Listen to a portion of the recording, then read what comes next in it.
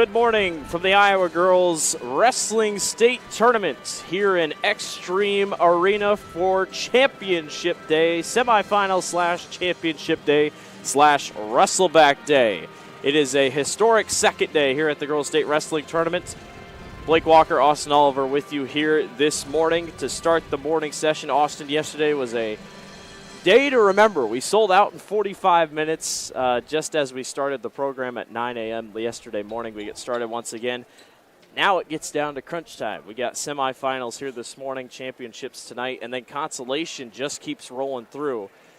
There's a lot to look forward to today. Yeah, there is. We'll be running 3 mats on our screens here today. Mat 4 will be the semifinal match, and we'll have Consolations on 5 and 6. And it's filling in here nicely today, and I think we're going to have another exciting day of wrestling. You and I talked about kind of here before we got going. Some brackets have stayed chalk. Some brackets are just the seeds are everywhere. Yeah, the lowest seed that we have is a 21 seed that has advanced all the way, but it's really been an interesting tournament. Even if the higher seeds, that doesn't matter. You can still get in trouble. Yeah. I think all the number 1 seeds are still alive. We kind of looked at that as well. But after that, there's definitely some different things happening. You have a lot of young wrestlers that have been in programs for a long time that are able to come in and as freshmen make contributions. I think there's several undefeated freshman wrestlers that are out there, which is fairly unheard of at all weights too. Yeah. So usually you'll see that in the boys tournament at some of those lower weights where the younger wrestlers can come in and make an immediate impact. But we kind of have that all over the place here with the Gal State tournament right now. It was a wild morning yesterday morning. In the first round, 83% of the finishes or results were by pins in that first round. So a lot of different ways of going about winning, but pinning is the way to go here at the state tournament that we've seen at least here for this first season. And what you'll see on your screen first this morning for our semifinal, it's Wacon's Mia Kurth, the junior at 34-5, taking on Gable Heeman of Osage, the sophomore at 43-2. And then we'll obviously keep you up to date with consolations and whatnot as we roll along. We're going to take a quick break, and we'll be back for the national anthem and more pre-match festivities. You're watching the Iowa Girls State Wrestling Tournament, presented by the Iowa Farm Bureau on the Girls Union Digital Network, powered by Mid-American Energy Company. Iowa Farm Bureau is proud to present this amazing state tournament and celebrate the accomplishments of Iowa's student athletes. To the Iowa Farm Bureau, this is more than just a sport. It's hometown pride, it's hopes and dreams. It's our future leaders. It's a reason to do more and be more. And it's that farm-strong spirit that can only be found in Iowa. Congratulations to the student athletes and coaches on a successful year. And remember, today's successes are just the beginning of tomorrow's achievements. By focusing only on meat and grocery, we can do those things to the best of our abilities. No frills, no gimmicks. You're gonna get top quality meat, top quality produce, top quality customer service. They always tell us, sell it as low as you can. Sell it as low as you possibly can. And we work hard so we can keep those prices lower. And that's what Fairway does to a lot of people. They take care of people. I have one thing to accomplish, and it's that.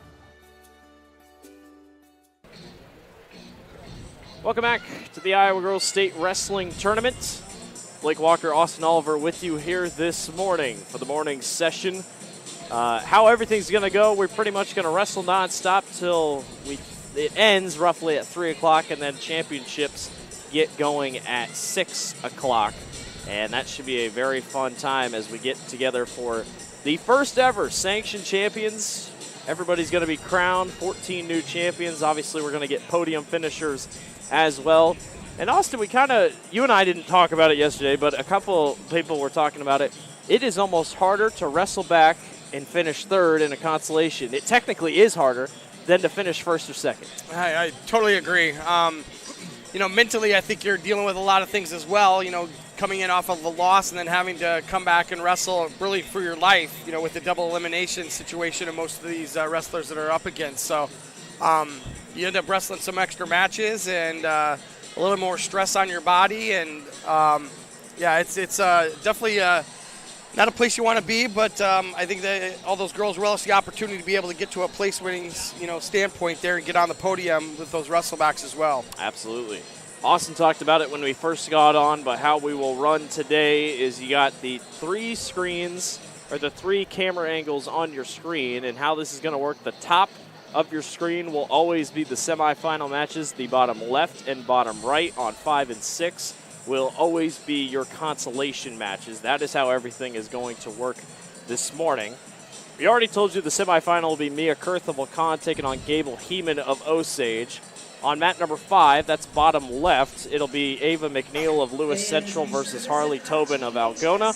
And then on mat 6, it'll be Elizabeth Elliott of Newton taking on Greta Goodman of Ames. So should be an interesting day of semifinals and championship matches. All of these girls that are still here, you got to think, had to go back to your hotel room, had to sit on things. And that's an interesting mindset when you wrestled all day yesterday, and now today, especially for the title people, you only wrestle twice. Yeah, it's taxing on the body, taxing on the mind, emotionally. You're all over the place. So I know the wrestlers, a lot of these wrestlers got here early this morning to get warmed up and get in the right frame of mind to compete today. So we'll be looking forward to seeing how they do.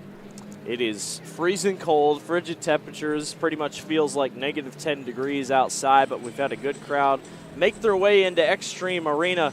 The title should be interesting to see how the crowd packs in. Like we said earlier, they sold out yesterday for the first session at 9 o'clock. I assume a lot of people bought online tickets for this second day just to make sure they did not miss out on the action so far. Taking a look at the team scores so far, Decorah, if you missed it last night, the Vikettes got all the way up to number 1 at 82 points. Waverly Shell Rock second. East Buchanan in third. I think the Buccaneers have been the biggest surprise here solely because of the size of their school. Yeah, it's seeing those light blue singlets out there, you definitely are noticeable. So it seemed like a couple times yesterday that they seem to just be coming one after another. So it's, yeah, they've made a definitely impact into the first state tournament this year. The top 3 is pretty much all right there together. Then Lewis Central in 4th with 63 points. Osage in 5th. Ridgeview, Cedar Falls, Anamosa, Mason City, and SWAT Valkyrie are your top 10. Lewis Central's been pretty solid. Decorah, Waverly, Shell Rock. You're starting to see a couple of the schools that are really good on the wrestling side for the boys. It seems to be transitioning over pretty well for the girls' side as well. Absolutely. It's just good to see some bigger teams down there and contributing. It's that Decorah team is definitely noticeable when I'm down there walking through the warm-up room down there. They got a big contingent here for sure. We're going to send it down to our PA, get ready for our pre-match festivities with the national anthem and such. You're watching the Iowa Girls High School Athletic Union Digital Network, powered by Mid-American Energy Company. We will crown our first ever Iowa-sanctioned girls wrestling champions. You'll be able to follow the bout numbers on the big screens located at both ends of the arena. Before we get started, if you would all please rise with me, remove your hats and headgear and face our nation's flag as we honor those who have served and continue to serve this great country of ours with the singing of our national anthem. Singing for us this morning is Miss Haley Stowe from Decorah. Oh, say, can you see by the dawn's early light what so proudly we hailed at the twilight's last gleaming, whose bright stripes and bright stars through the perilous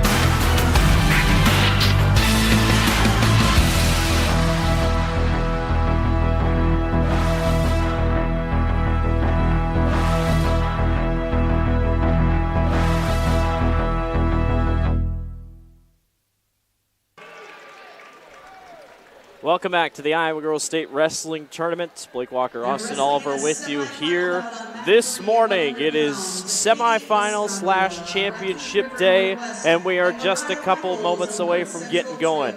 On mat number 3, and technically it's mat number 4, but it says mat number 3 on your screen, but technically it's mat number 4, should be mat number 4. Mia Kurth of Wakan at 34-5 will take on Gable Heeman of Osage, 43-2 record. That is a semifinal match. Winner of that is moving on to the title in what should be a phenomenal match. Yeah, Heeman's pinned her way to the situation where she's at right now, and she's in on a single leg right away off of the whistle. Switching over maybe even a headlock here, but lets it go. Gable Heeman named after Dan Gable. And out of Osage, a very deep, long-rooted wrestling community for the Green Devils. Mia Kurth, a walk-on junior, 31-5 record. There's a 2-point takedown already for Gable. On mat number 6, you'll see Elizabeth Elliott and Greta Goodman of Ames. And then on bottom left, you'll get Ava McNeil of Lewis Central and Harley Tobin of Algona. And McNeil already out to a 2-0 lead with a takedown here in the first period. A little bit over a minute left to go in her first period. Scoreboard's having a little bit of trouble here on mat number 4. We'll keep you updated. It's a 2-1 lead for Gable Heeman, and that is against Mia Kurth. Heeman with another 2-point takedown and give Gable Heeman a 4-1 lead. Trying to move into a pinning combination there. She's got that arm trapped. Going to get some back points there on the edge of the mat. Done a nice job of keeping her in. They are going to pull her off the edge of the mat. Just barely. Last second, Mia Kurth saved by the line.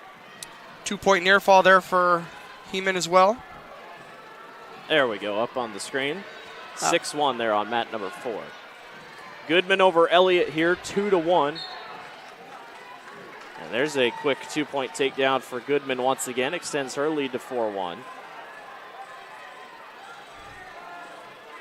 And then McNeil still 2-0. Just 15 seconds left to go here in the first period for her as well. Heeman is all over Mia Kurth. Mia has not had a lot of room to breathe here. 26 seconds to go in the first period. They are finished on mat number 5 at period number 1. They'll go to the second period with a 2-0 lead for Ava McNeil.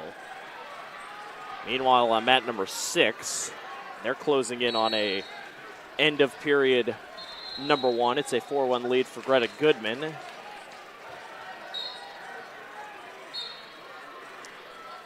Mia's gotten a couple escapes. 6-2 against Gable Heeman. Gable is the 2 seed for Osage. Over on mat 5, we've got a front headlock that's going to be going right into takedown and possibly some back points for McNeil, Ava McNeil. She's up to a 4-0 lead right now and is going to probably have some back points incoming as well. There's the referee starts to give his count there. She's going to be very close to getting a pin. She's got a lot of time to be able to settle in on this pinning combination with 1:20 left to go here in the second period. McNeil with a pin. 1:14 left in the second period for her. Ava McNeil of Lewis Central will now move to 42-5 on the season. She is off to the next round in the consolations. Meanwhile, on mat number 4, still pretty tightly matched. Gable Heeman's doing a good job. Another 2-point takedown, and she's looking for a fall. She is. She's got that, moves right into a half Nelson. She is going to be in some trouble there, creating some trouble with 1:20 left to go, and got a pin as well. On to the championship round. Gable Heeman of Osage will represent the Green Devils at the 100-pound championship match. Just a dominant showing by the Osage product there. Just looked really, really dominant. Heeman won the Old Wine Girls Invite, won the Ogden Girls Gold Tournament. She competed in the Iowa USA State Freestyle Championship in 2022, and she placed second. She also placed second last year at the State Wrestling Tournament at 100 pounds. So we'll move on to mat number 4 once again, 105 semifinal. And a semifinal at 105 pounds, wrestling couple more names going on mat number 5. Ella McName of Mount Pleasant taking on Lauren Witt of Cedar Falls. On mat number 6, Austin, we've still been going for quite a while. Greta Goodman with a 9-3 lead over Elizabeth Elliott of Newton.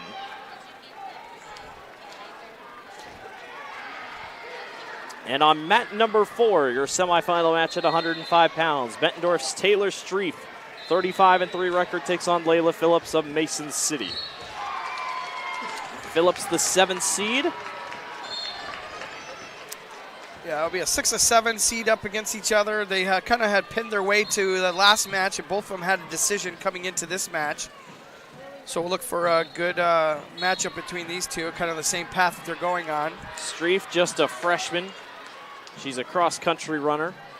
So it looks like we may be waiting for the other match to get over. So I was going to maybe keep an eye on mat 3, too, so we can maybe figure out what the final matchups are going to be for each of the weights as well. So we'll try to keep a good eye on that as well.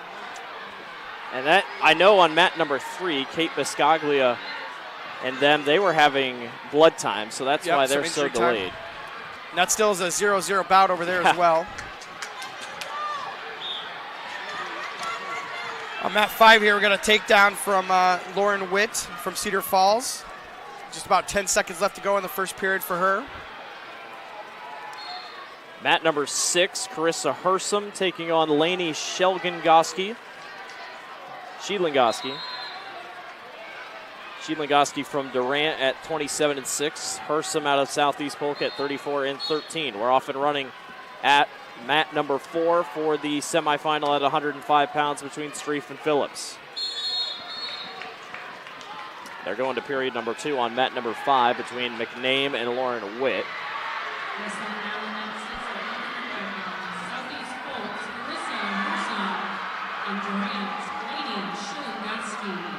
On mat number 6, good start for Hersom.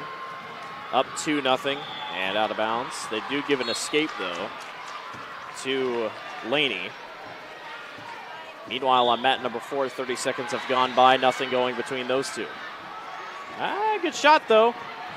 Ooh, nice Great little shot. Ankle pick. Nice little ankle pick on the far side. Taylor Streif jumps on top, 2-0 over Layla Phillips of Mason City. Meanwhile, on mat number 5, Lauren Witt is making quick work of Ella McName. Already a 5-0 start against the senior out of Mount Pleasant. She's got a cradle there, so you can see just broke that up. She's going to try to get that cradle in, and McNamee's broken that out and got an escape and got some points on the board. A 5-1 lead still for Witt. Meanwhile, your semifinal match, 39 seconds to go. She's got a tight cradle on up there, too. We'll see what she can do with that. She's got to make a decision on whether she's going to take that backwards or she's going to roll over onto her own shoulders here. She's still trying to decide. Mat 5, we've got some back points there going as well. Witt is in control of that. It's got some 3 points in the pocket. Ella's hanging on for dear life underneath, trying to twist and turn. She's able to get back on her stomach, so she gives up back points, but nonetheless, not a pin. We're going to the second period over on mat number 6 between Hersom and Sheelangoski. And with 4 seconds left in the first period on the semifinal, Taylor Streif currently leading over Layla Phillips. That is a semifinal match. They're still on 100 pounds on mat number 3.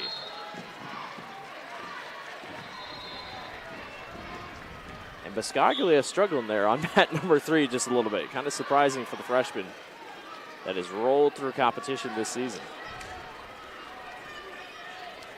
Quick reversal, nicely done. A quick escape also. 3-3 on mat number 6. Good one between Hersom and Sheelangoski. And McNamee and Witt are going to the third period. It's a 10-1 lead for Witt from Cedar Falls, a freshman. Witt 38-9 on the season. Witt came in as an 8 seed. 2-1 after a quick escape by Layla Phillips on your semifinal match. With 1:42 to go, they'll get back going. Phillips gets to start on the bottom, but Streif's done a good job holding serve on top.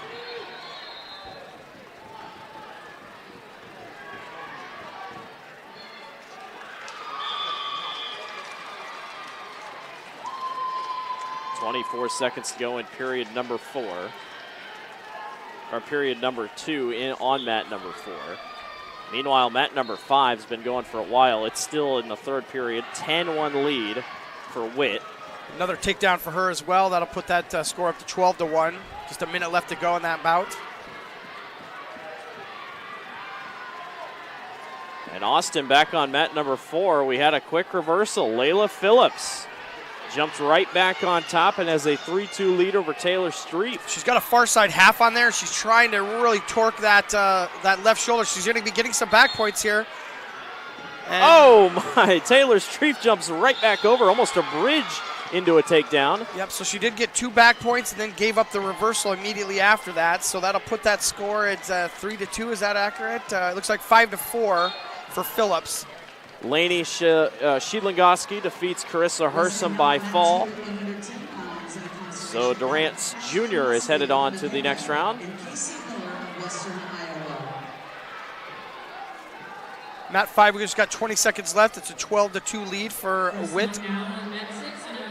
She's been pretty in control of that match the whole time. Mat number 4, looks like we're going to third. Streif once again gets the job done. She'll go on to the third period. I think she's going to start to the bottom here.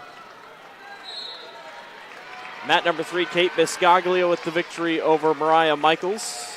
Again, you can catch all those on the other stream on mat 1 through 3. She'll be the other finalist for final at mat 5, 12-2 win for Lauren Witt over Ella McNamee. Third period is off and running on mat number 4 in the semifinal at 105 pounds.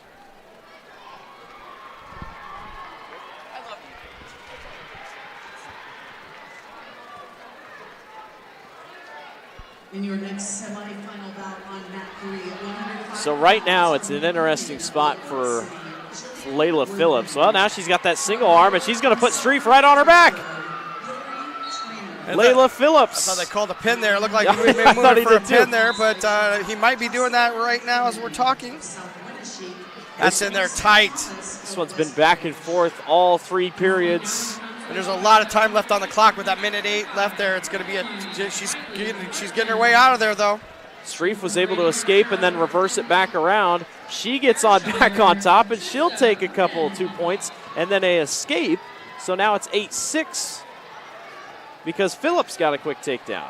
Taylor's ability to get out from a jam is unbelievable.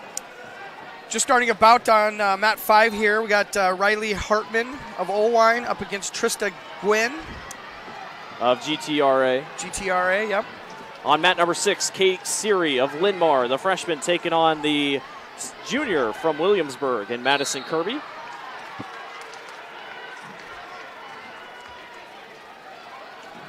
Got a stall call on mat 3 or mat 4. Siri, the freshman from Linmar, her father Keeley is the assistant coach of Linmar.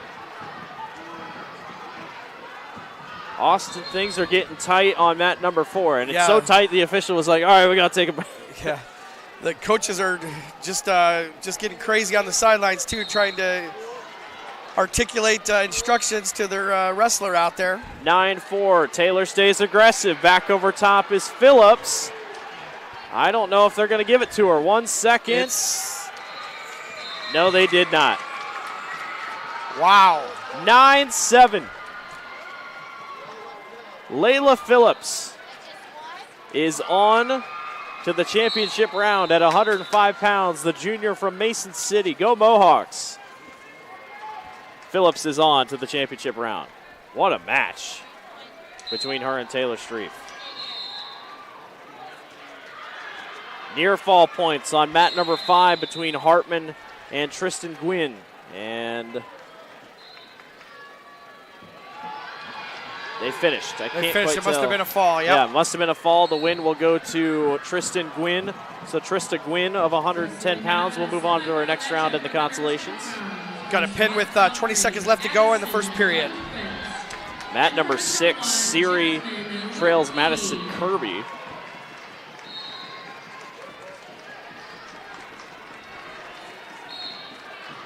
And on mat number 4, 110 semifinal. SWAT Valkyries, Addison Lundquist, the senior, 33-1, takes on Jasmine Ludicti, the Ottumwa junior, 31-0. Jasmine made the Iowa High School Athletic Association's wrestling tournament twice already in her career. She's already obviously made it here on the girls' side.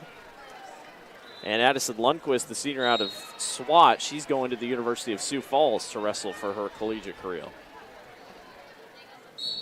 That is a 3 versus 2 seed that currently sits on the floor.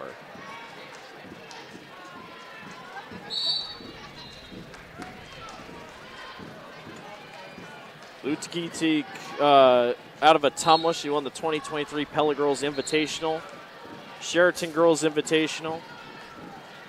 She competed in the Iowa AAU Girls State Championship in 2022. She placed first, and she placed second last year at the Coaches Association Girls State Wrestling Tournament at 115 pounds.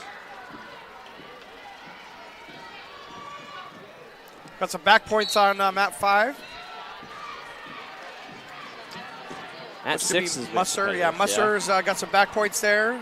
That's Addison Musser of Anamosa, the junior, 42-4, taking on Jasmine Olison of Cedar Falls, a senior who is 36-24. That's a lot of matches. Yeah, she has got her in some trouble there. She's got a minute left to go, just a little bit under a minute here left to go to try to get that pinning combination finished off here, and she's very close.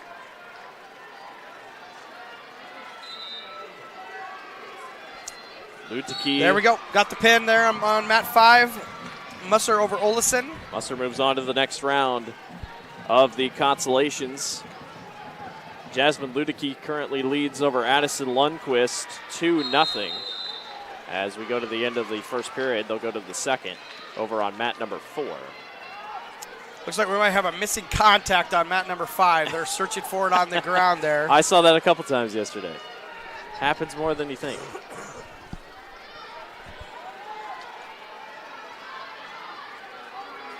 We got blood time on mat number 4 for our semifinal. Meanwhile, mat number 6, Kate Seary has turned tides and has gone up 3-2 here over Madison Kirby.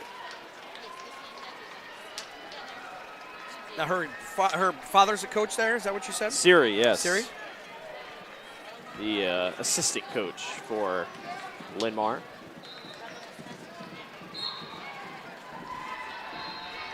We're back running on mat number 4 between Lundquist and Ludicky.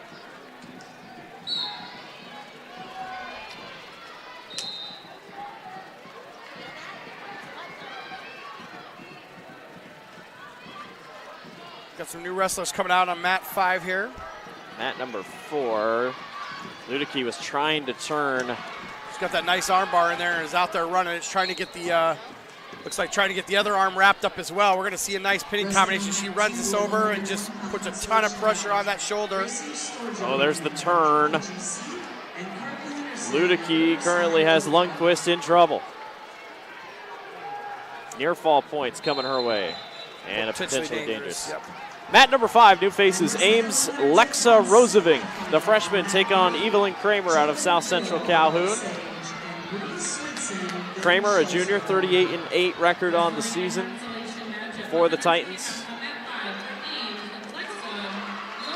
And they just keep going back and forth over there on mat number 5. Rozovic with an early takedown there, but it's kind of got them back and forth as they've been even on the ground so far. But still, Lex is still in control with that 2-0 lead. Kate Seary currently leads 6-2, trying to pull away against Madison Kirby on mat number 6. Mat number 4, it's a 4-0 lead for Jasmine Ludicky of Ottumwa.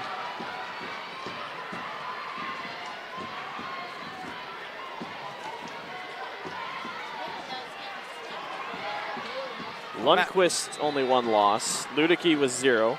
In mat 5, Rozovic just got some back points there. Puts her lead up to 4-0. 45 seconds left to go in the first period. It looks like on mat number 6, we're going to see a ride out for the most part for Kate Seary. And Seary should advance on to the next round of consolations for Linmar and the Lions.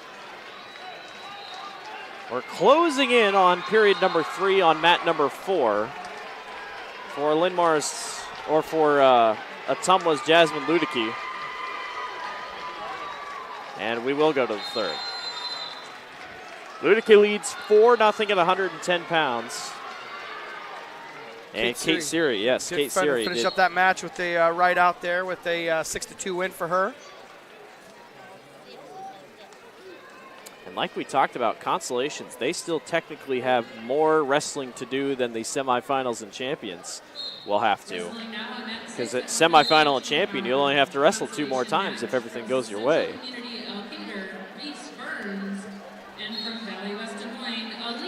We're in the third on the semifinal over on mat number 4. Jasmine Ludicky of Ottumwa over Addison Lundquist. Mat number 6, Reese Burns of Central Community Elkader, the sophomore, 38-9, against Alia McMaster of Valley.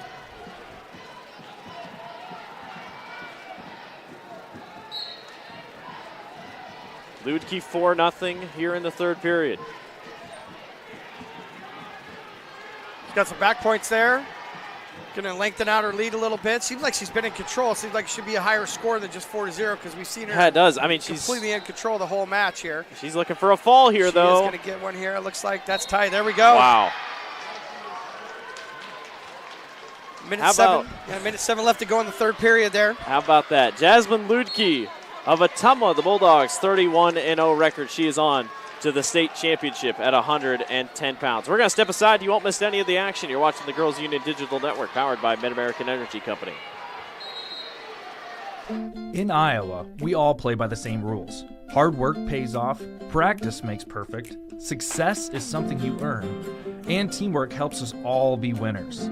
The Iowa Pork Producers Association is proud to support statewide high school athletics. Because on our team and on yours, what we bring to the table is what brings us all together. Learn more about our commitment to Iowa at iowapork.org.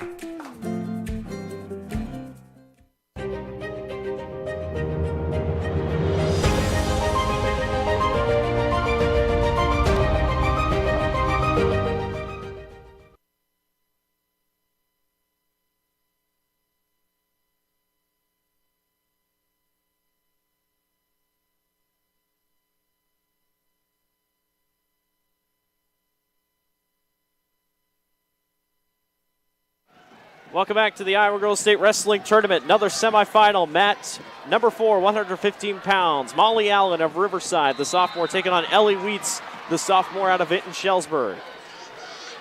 That one has already gotten going quick. Molly Allen with a 2-point takedown before we could even get back for break, and she's trying to do more.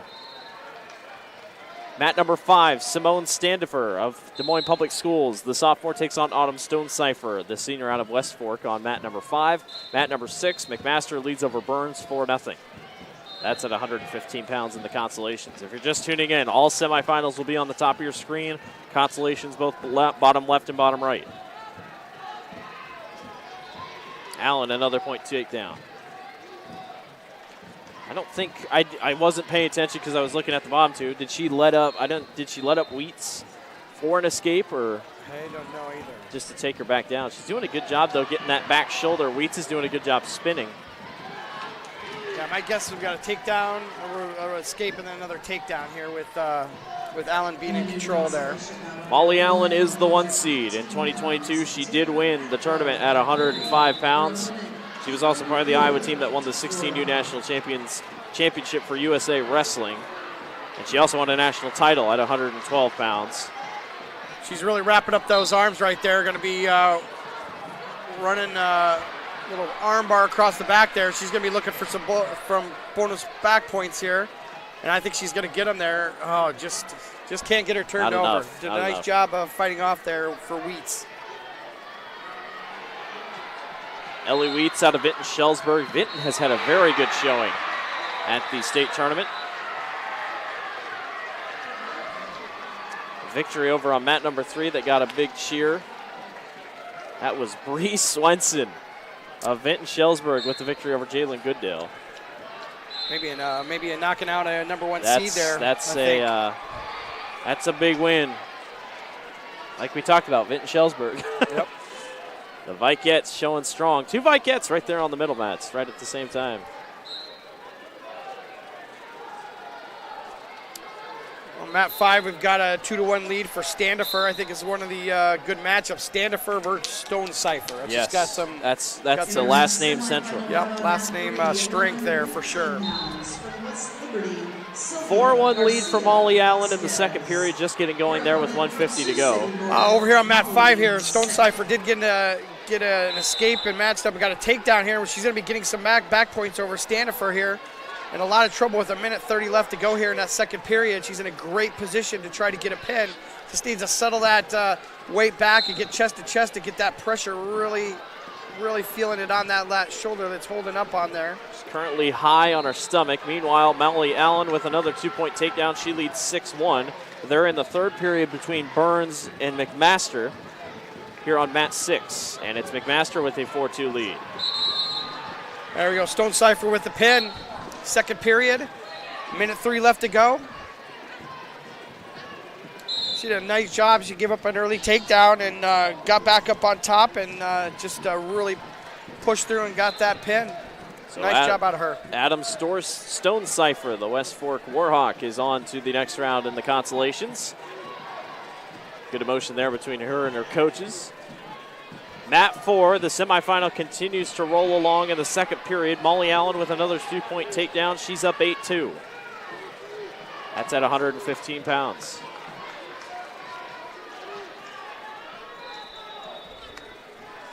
Mat 8, still a 4-2 lead for McMaster in West Des Moines Valley over Burns of Alcater Central Community. Mat number 6, things are getting tight. McMaster of Valley has got Burns going. On mat number 5, new faces Carly Fantz of West Marshall takes on Alexis Winky of Ames. Little Cyclones have had a pretty good showing here at the state wrestling tournament these last 2 days. That's a consolation match over there at 125.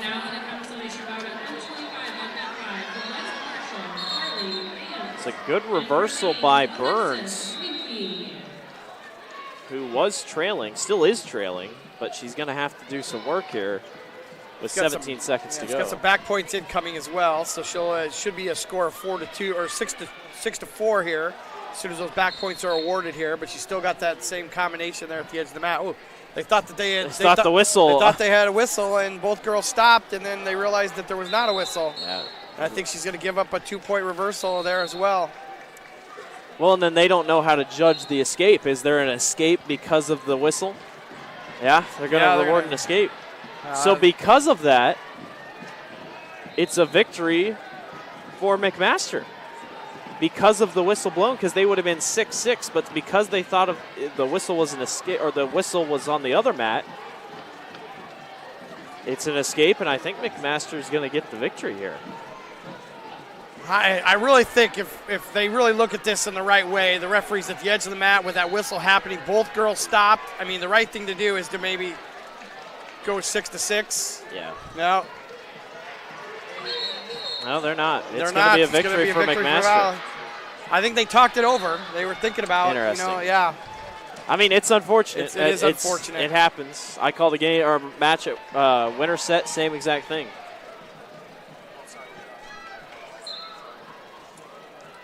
Riverside's Molly Allen, the sophomore, came in 29-0 here. Leads 11-2 over Ellie Wheats. Very well done by the Bulldogs all across the board. At number 5, a couple near fall points and a pin and fall for Alexis Winky. It might have been, yes, Alexis Winky of Ames. Had a pin with 31 seconds left to go in the first period. Great showing by her. She already had a good lead on Fantz from West Marshall. Mat number 6, new faces. Ava Scranton of Anamosa, the senior, taking on Addie Nelson, a freshman from Southeast Polk. Molly Allen, 18 seconds away on mat number 4 from advancing to the 115-pound championship. Keeping that perfect record going as well, 29-0 coming into this match. She's a highly decorated sophomore, plenty of tournament victories. Like I talked about, at 115, she's a national champion, and she's got the victory. Molly Allen of Riverside is on to face and compete for a 115-pound championship in the first girls sanctioned wrestling tournament later this evening.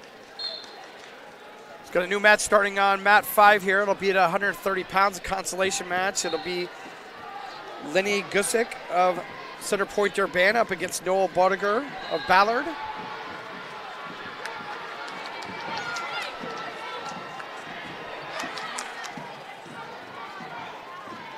Nothing going on mat number 1, or mat number 6. There, as I say that, 2-point takedown for Ava Scranton.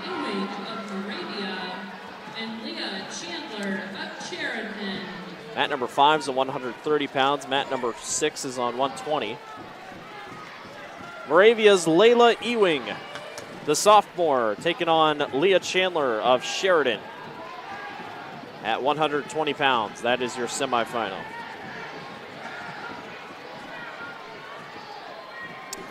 Ewing's coming into it as a number 1 seed there with a fall on 142 in her last match. Chandler coming in with a fall in her match as well as a 131, so they may be competing on quickest fall for the tournaments here. Leah nicknamed the Hammer. Leah Chandler the Hammer out of Sheridan. She dealt with nagging knee injuries throughout the regionals, was able to push through, and now she sits here at the state tournament. She does have a massive brace on that left knee. 2-1 lead for her with a minute left to go in the first period. And she takes on Ewing, who I don't believe, or Layla, yeah, so Layla, the sophomore, 37-2 record. A jack of all trades when it comes to an athlete. Volleyball, soccer, softball, track. She placed 4th at the state tournament last year at 115 pounds. And right now she gets right back on top of Leah Chandler for a 3-2 start. And it's got a nice deep half in there. It's going to not be able to get out of the side. She did a good job of posting up on it, getting out of that, get back up to her base. Got some back points going on mat number 6 here. Addie Nelson in trouble here against Ava Scranton. Scranton just got over 100 victories in her career just recently. 4-0 lead for Scranton in that match. They're going to go to the second period on mat number 5 between Gusick and Bodiger.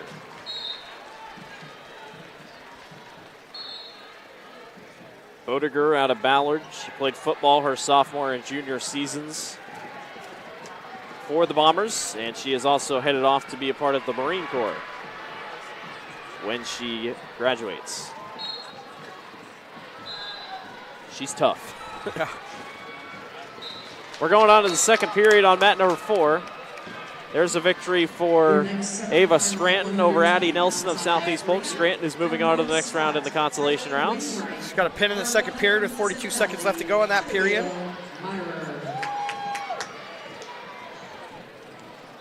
Senior from Anamosa moving on to the next round as well. Mat number 4, things hold serve. 1:42 to go, 4-2 lead for Layla Ewing of Moravia. And on mat number 5, Gusick still leads Bodiger. But Bodiger, well, she got on top for a second. Now Gusick goes right back over, and she's going to have a chance at a couple near fall points and a takedown, if anything. Back on mat number 4. Austin, things got interesting. Chandler got back on top. She's up 6-4. Got a pin on mat number 5. Lenny Gusick with the pin there. 59 seconds left to go in the second period for her. She'll be moving on to the next round. Yeah, the semifinal match on number 4 is just going back and forth. Yeah, Still just under a minute left to go in that second period. It looked like Ewing had a pretty good, well, now she jumps right back on top. Yeah, they just keep trading places on the reversal there. 6-6 now with 43 seconds to go in the second period. Yeah, they cannot seem to find out who's going to be the top dog right now. 120-pound semifinal here on mat number 4, 30 seconds to go.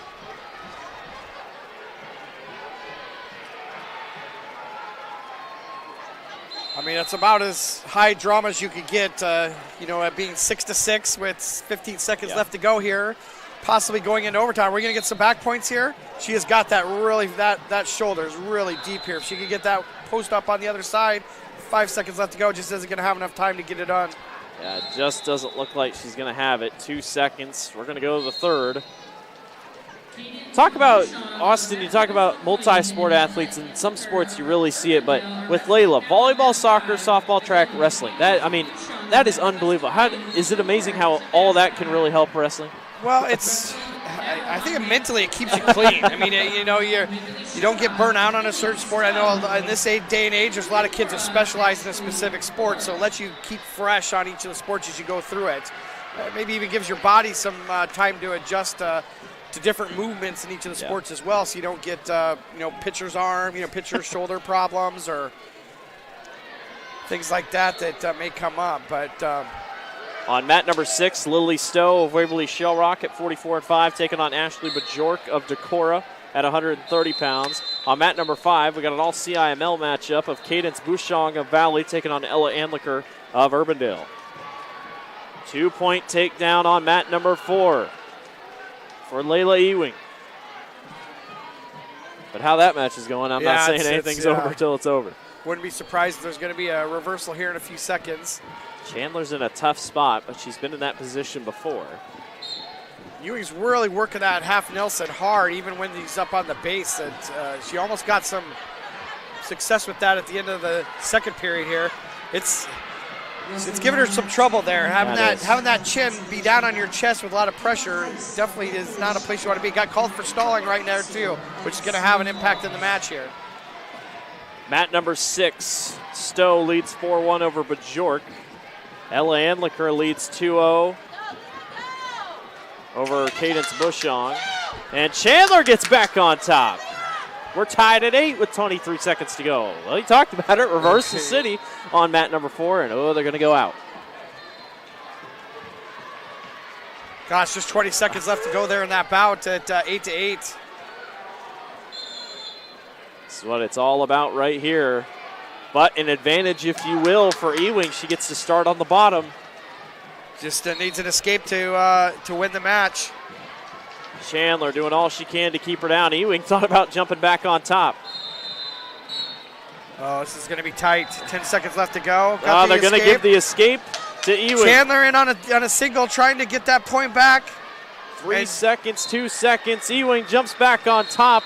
And Layla Ewing, the sophomore out of Moravia, is on to the championship round at 120 pounds. We're going to take a break. Step aside. You won't miss anything. You're watching the Girls Union Digital Network, powered by Mid-American Energy Company. University of Iowa Sports Medicine is a community service center. We know you like to keep your body healthy. We also know that activity level to keep yourself healthy can lead to injury. Our sports medicine experts can provide treatments such as physical therapy, surgery, or something in between. Why go anywhere else other than where the Hawkeyes go to stay on top of their game?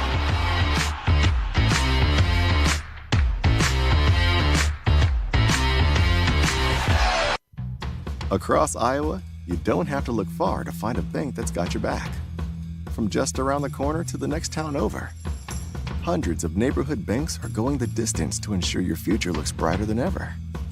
By providing jobs, supporting local businesses, strengthening communities, and helping your dreams become reality. Here, the life you build is backed by Iowa banks. See how banks are making a difference near you at iowabankers.com. Welcome back to the Iowa Girls State Wrestling Tournament. Mat number 4, another semifinal off and running. Mat number 5, Ella Anliker's in trouble against Cadence Bouchong. Bouchong's looking for a pin and fall. On mat number 6, Lily Stowe leads over Ashley Bajork. It's still 0-0 on our semifinal on mat 4. Our semifinal is Cedar Rapids Prairie Mackenzie Childers, the sophomore, 47-0 record, takes on Sophie Barnes of Lewis Central at 45-2. Childers got into wrestling because her mom's friend said, hey, you got a pretty, rambunctious kid. You should put them in wrestling. And that's how Mackenzie got into wrestling. Ella Anliker gets pinned by Cadence Bouchong. Bouchong trailed and comes away with the victory. Just fell into a headlock there and had a ton of time to be able to work through that and see some of the emotions there and some of the camaraderie between two individuals. They're putting it all on the line here in the consolation matches. And look, her leaving the mat even with a smile on her face. She is an unbelievable athlete. Soccer, track. Ella is all over. 2-point takedown on mat number 4 on your semifinal. That's Sophie Barnes. And Blake, just noticing during the break here, I think there's just a little bit more the crowd's a little bit more amped up today. It means a lot more today. It meant a lot yesterday, but today it's a big deal. But the fans are really getting into it today. Got some back points possibly on mat number 4 here. And then a quick turnaround, 2-point takedown, and a stoppage with 1 second left after the quick reversal by Childers. Childers, a 4th place finish last year at the championship at 120 pounds. She won the Prairie Winter Classic, the Williamsburg Invitational, and competed in the Iowa USA State Freestyle Championship in 2022. She placed 3rd in that match. We've got a new match out on mat number 4. Annalise Arciega of Osage up against Shaylee Sutherland of Spencer. Sophie Barnes of Lewis Central, 45-2 record, a very competitive athlete all across the board. But in her free time, she's a big shopper and loves to eat, especially when wrestling season finishes. Lily Stowe got the victory over Ashley Bajork of Decorah. Mat number 5, Annalise Arcaniega of Osage, taking on Shaylee Sutherland of Spencer. Got a 2-1 lead for the Spencer wrestlers. Got a nice cradle here. It's going to be getting some back points to bolster her 4-1 lead already. Good job by Arcaniega to jump back over on her stomach for the most part and at least save herself for the time being if she can hang on till the end of the period. There's a lot of pressure being placed on her as she's going to move just into a little bit different pinning combination there with 25 seconds left to go. The Osage wrestler is in a lot of trouble here right at the edge of the mat with a pin there for Sutherland of Spencer. Back on mat number 4. Childers got away with an escape, and in the second period, 1:39 to go. That is a tight one between those two. Mackenzie is the 1 seed, Barnes is the 4 seed, so we've stayed chalk there. I'm pretty sure at 125, it's mostly been chalk all the way across the board because I know Hannah Rogers is number 2 and she's wrestling over there. Yep, completely yeah, chalk in both of them. Yep, Rogers and Shepard in the other final match. Mat number 6, new faces. Benton Community's Lizzie Wolf takes on Bella Mulder of Dallas Center Grimes. Those two schools very familiar at state basketball last season. We'll have a new bout starting in mat number 5 here shortly. We'll have those names for you as well. Childress on top, 5-2. Just an update on mat 5. We'll have Kylie James of Mason City, a 40-9 record, up against Mackenzie Tollefson of Decorah. They'll be wrestling a consolation match at 140, I believe. We've got some differentiations in weight here. Mat 4 is at 125, mat 6 is at 135, and mat 5 is at 140. So we're all over the place right now. James out of Mason City, Tollefson out of Decorah. Mat number 6, things have been pretty tight. Meanwhile, on mat number 4, Childress is going for a near fall, points along with the pin if she could get it. Nope, couldn't quite get it. Good job by Barnes to get back up. Still remains 5-2. She'll try again. Not going to get there. We'll go to the third on mat number 4. Most of these semifinals on our end, at least, have been very competitive and very tightly knit. That's the way it should be. You know, yes, with these where they're at, you got some 1-4 seeds and the 2-3 seeds on a lot of these, but it should be good competition. Mat number 6, a 2-point takedown for Bella Mulder of Dallas Center Grimes. Childers with another 2-point takedown. She leads 7-2 over Sophia Barnes. Still 0-0 deadlock on mat 5 with James and Tollefson. Sophie Barnes trying to get up from that bottom spot, trying not to be turned on her back with 1:30 to go in the third.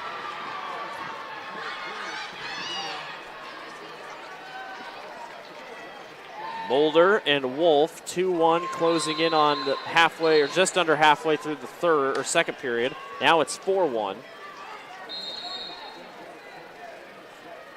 Barnes has been caught up underneath. Childress has done a really good job.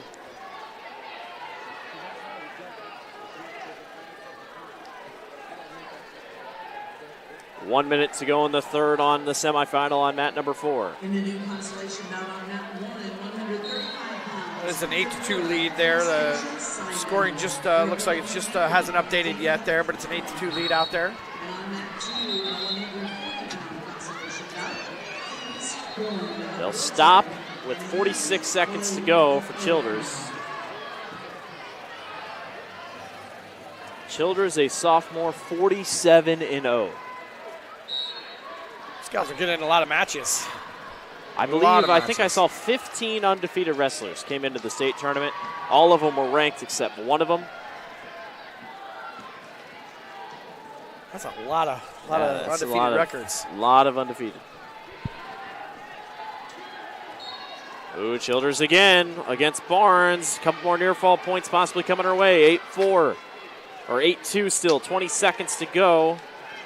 Barnes will just not go away easy. She's fighting till the last buzzer sounds. We're on mat 5, James Atolofsson. James did get an escape here in the second period. Just a little bit under a minute left to go in the second period. Just a 1-0 lead for her. Mackenzie Childers of Cedar Rapids Prairie is on to the 125-pound championship. How about that? She defeats Sophie Barnes 10-2 by decision. This is a pretty dominating performance down there. Yeah. She just looked to control that whole match from start to finish.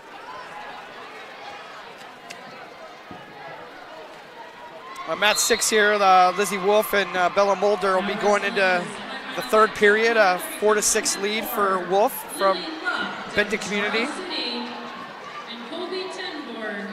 Lily Luft and Colby Tenborg of Sadell. We're kind of looking forward to this matchup. Yeah. I think are they both undefeated? I believe so. Tenborg coming in, I'm pretty sure was the only one only undefeated wrestler coming in. She came into the state tournament undefeated, but wasn't ranked. She's the only unranked wrestler.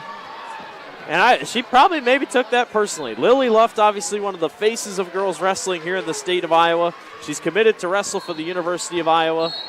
She's a 2-time state champion. She won the Dan Gable Donnybrook National Clash of Girls Individuals 2022 Mat of Dreams. You could go on and on of what Lily Luft has done for the state of Iowa. But I tell you, what a unique matchup. You got a freshman undefeated, a senior undefeated. I mean, it's and both wrestlers just looked really good coming into this matchup as well. Tenborg, 24-0 on the season for the Sadell Eagles. And for the Comets, Lily Luft, 38-0. Trying to become a 3-time state champion. On mat number 6, Lizzie Wolf leads over Bella Mulder, 8-5. Wolf has recovered well. She trailed early and got things back going. Kylie James leads over Mackenzie Tolfson of Decorah. James of Mason City. Tolfson actually gets back on top for a 2-point reversal. So that matchup should be at 3-2 there with minute 30. Just a little bit over a minute 30 left to go in the. Lily Luft got a 2-point takedown on Colby Tenborg. And that'll go out. They'll reset with 45 seconds to go. Lizzie Wolf of Benton Community takes down Bella Mulder of Dallas Center Grimes. And Wolf is moving on to the next round of the consolations. Good fight by the Benton Bobcat.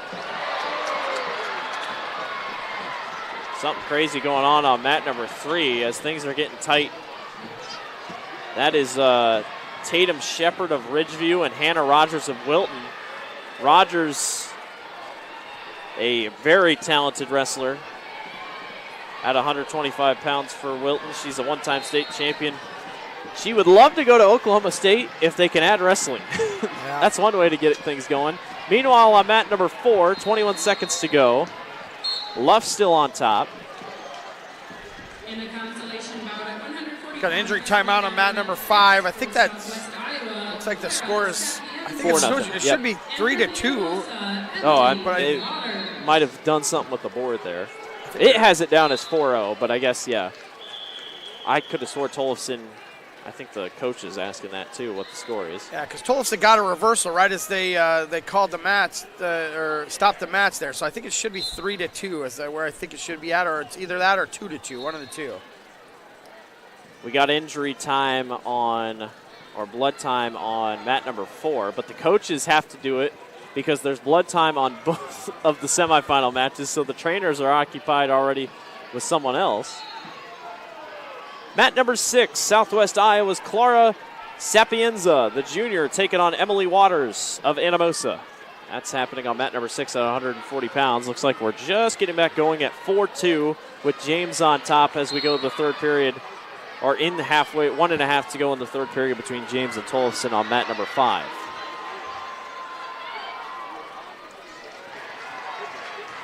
That one's getting closer, 5-2 now in favor of James.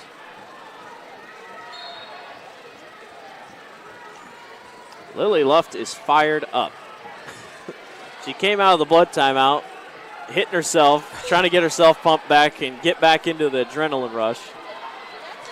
Gave her coach a couple hard high fives, and she's ready to go. Tenborg's got an uphill battle, but we'll see if the freshman can do it.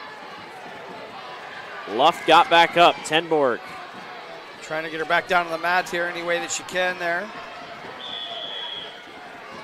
And out of bounds. 35 seconds left to go on mat 5 here. A 5-2 lead still for Kylie James of Mason City. Looking to get through that match and move on.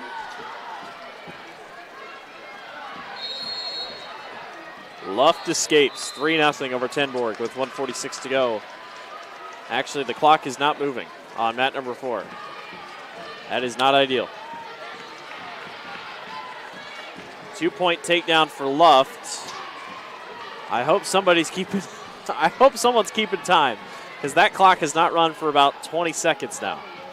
Well, and Tenborg held her down for much more than 14 seconds. Yeah. So I was just going to make a comment that they got to get that fixed there here very quickly. This could be a bad situation here. Nobody realizes that clock is not moving at all right now. That's what I'm surprised But one of the coaches just now realizes that the clock's not moving. Well, they just lost, or I should say gained 30 seconds on the clock. So a little bit of clock confusion on mat number 4. Tenberg's doing all she can to stay on. I believe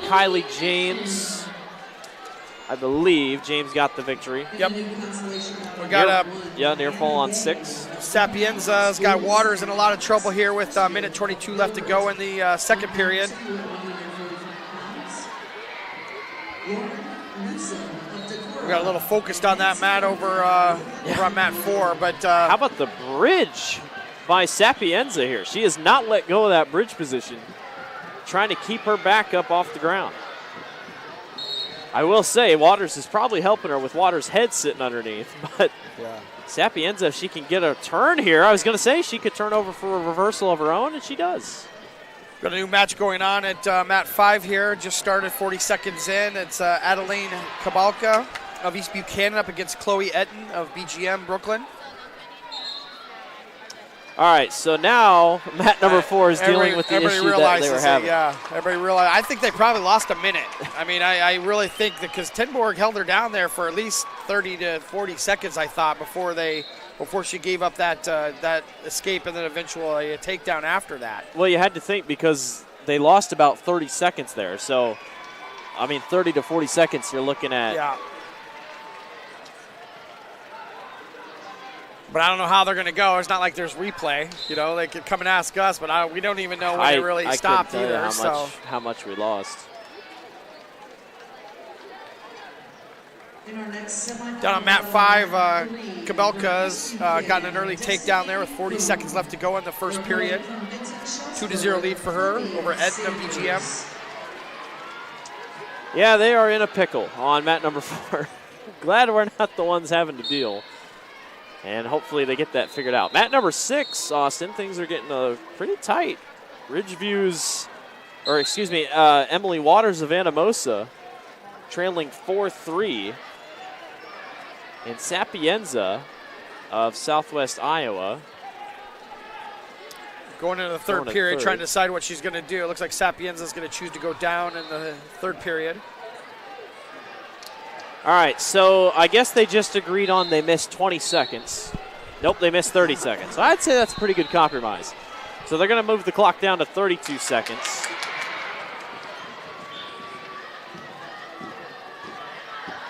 And it'll be 6-0 here. Tenborg, oh, she had a chance to jump on top. Lily Luft is not giving up, though. And Tenborg lost a shoe over there on the sideline there, so she's got one shoe on and one shoe off and trying to still get out, still fight her way out. That's not easy, though, with how this floor, or how these mats are.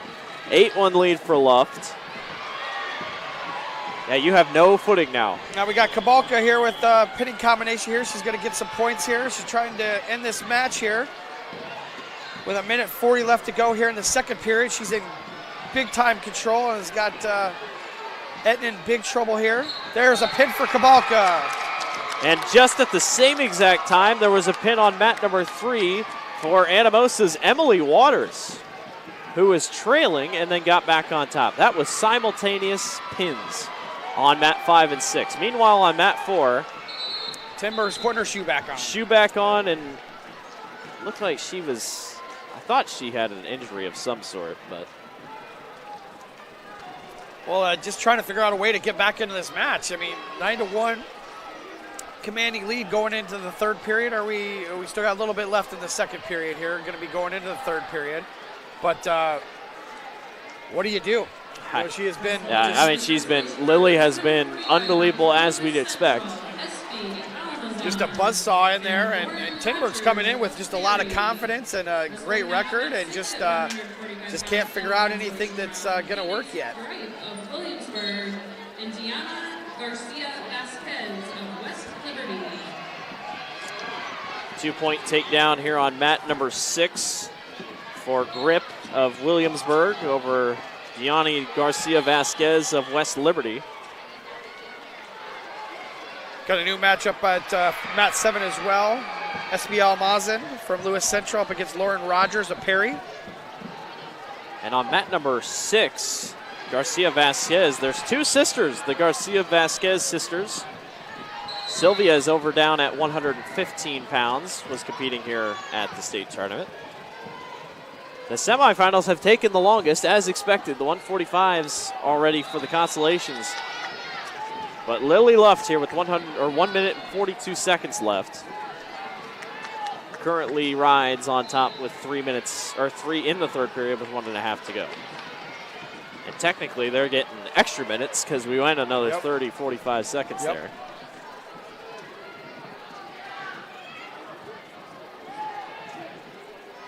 I think they just need us, Blake, a little bit closer to the mat so we can alert them to our keen eagle-eyed I was just surprised nobody had said anything. I was until one coach kind of one looked up. Coach all of a sudden looked over. He just perked up and he was like, "What the heck's going on?" Which stuck at 146. Sometimes you can tell where the student or the fans of the sections are, but sometimes you can't.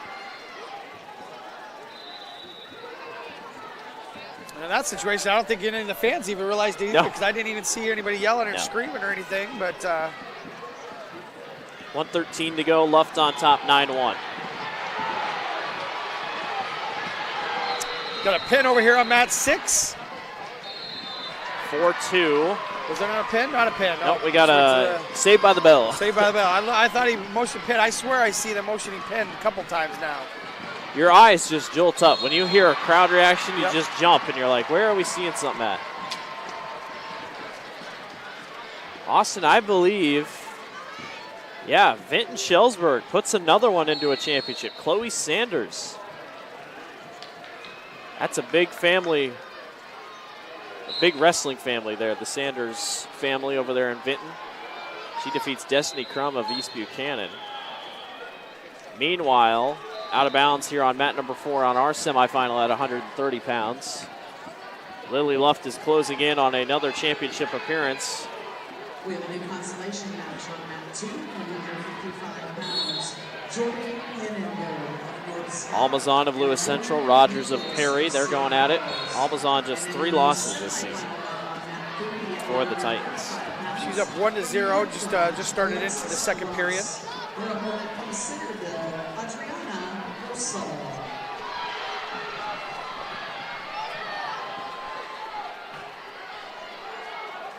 12 seconds left for Luft.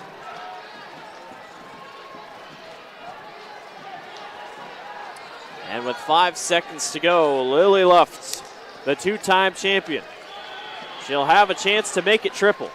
The Charles City senior is on to the championship round at 130 pounds. She defeats Colby Tenborg of Sadell. We're going to take a break. You won't miss a thing. You're watching the Girls Union Digital Network powered by Mid-American Energy Company. The Iowa Farm Bureau is proud to present this amazing state tournament and celebrate the accomplishments of Iowa's student athletes. To the Iowa Farm Bureau, this is more than just a sport.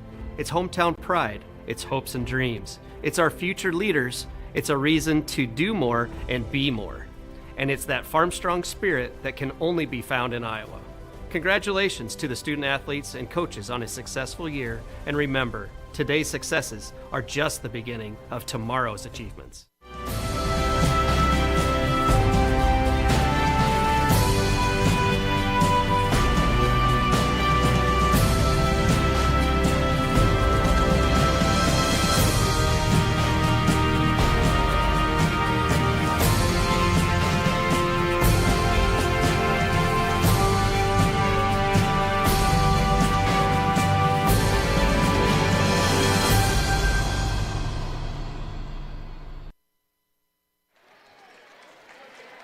Welcome back to the Iowa Girls State Wrestling Tournament. Blake Walker, Austin Oliver with you. We're on to the semifinal of 135 pounds.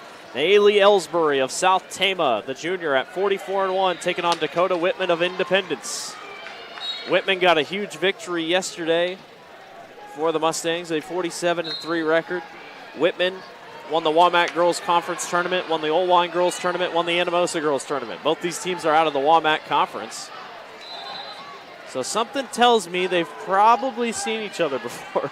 And Whitman's really just pinned her way all the way to the bout today as well. Ellsbury of 35 pounds. Her dad, Danny, was a state qualifier for the Trojans back in the early 2000s. Dakota is also a cross-country runner for Independence. Mat 6, we've gotten into the third period. About 1:20 left to go there. It's a 4-3 lead for Grip of Williamsburg over Garcia Vasquez. Well, I tell you what, Ellsbury had a single leg there trying to rip it back around. Whitman leads 2-0, but Ellsbury's trying to get something going here. There's just some people that are real comfortable in that scramble situation like that. It's. I mean, you see a ton in college wrestling where they just feel super comfortable, you know, in these kind of like 50-50 positions. So Phoenix Grip of Williamsburg with the takedown. She leads 6-3 over Garcia Vasquez. 5-0 lead for Almazan of Lewis Central on mat 5 as well. Just about 30 seconds left to go in that bout. Boy, Ellsbury did all she could to try to get on top of Whitman, but Whitman held that leg the entire way. On mat number 6, Grip is looking for a near fall, couple points, maybe a pin. She's getting close. It just is sinking and sinking. I think she's going to get a pin out of this one. Got 30 seconds to fight through this. Once again, though, she needs to get that weight back up on the chest to get that, but she's trying her hardest just to, coaches are saying, stay right there where you're at. So at 6-3, it is kind of a good. Well, she's going to have some back points coming in and be a 9-3, so it's kind of immaterial even with the reversal. She looked right up at her coaches. Victory on mat number 5. Is that Almazan for the win there for Lewis Central? I believe. Yes, SB Almazan. Phoenix Gripe or Grip of Williamsburg. yeah. Grip gets the victory. Finally does get she get a pin or a victory? Victory, final. So Grip is moving on to the next round of consolations. Meanwhile, on mat number 4, Ellsbury of South Tama able to tie it up at 2 apiece. The Ellsbury sisters have been very sneaky this week here at the state tournament for South Tama. The Trojans have had a pretty good wrestling program all across the board over the last couple seasons. I believe they currently have the #1 ranked wrestler at one of the classes on the boys' side. Good program out of Toledo/Tama, Iowa. Mat number 5, Luis Meyer out of Central Lyon, George Little Rock takes on Maya Fritz of Dallas Center Grimes. Fritz 36-7 record. Got a new match starting on mat number 6 there as well, correct? It's like Brockovich up against Rogers. Rogers out of, is that Ackley, Geneva? Yeah, so we got AG. Oh, I never say the whole thing. I just go AGWSR. Ackley, Geneva, Wellsburg, Steamboat Rock. I think that's what it is. So that's Trinity Rotgers against Erica Brockovich of Cedar Rapids Prairie. And on mat number 4, Austin, the semifinal is going to the 3rd. I feel like every one of these last couple semifinals has gone to the 3rd. We had some exciting things happen in those first couple bouts, but these last couple have been just dog fights there. They're already up to 170 pounds on mat 5 in terms of consolations, and then obviously mat number 6 we're at 155. Here we go, period number 3 between Ellsbury and Whitman. Whitman took a shot. I can't remember who started on top. Did Whitman, or did they start neutral? I guess it was neutral. They were in neutral. Well, there's the 2 points. Yeah. Ellsbury. Whitman still does have that leg, but Ellsbury was able to go and trap that back leg there, get around that ankle, and was able to break that and get that 2 for a takedown. A 4-2 lead for Ellsbury.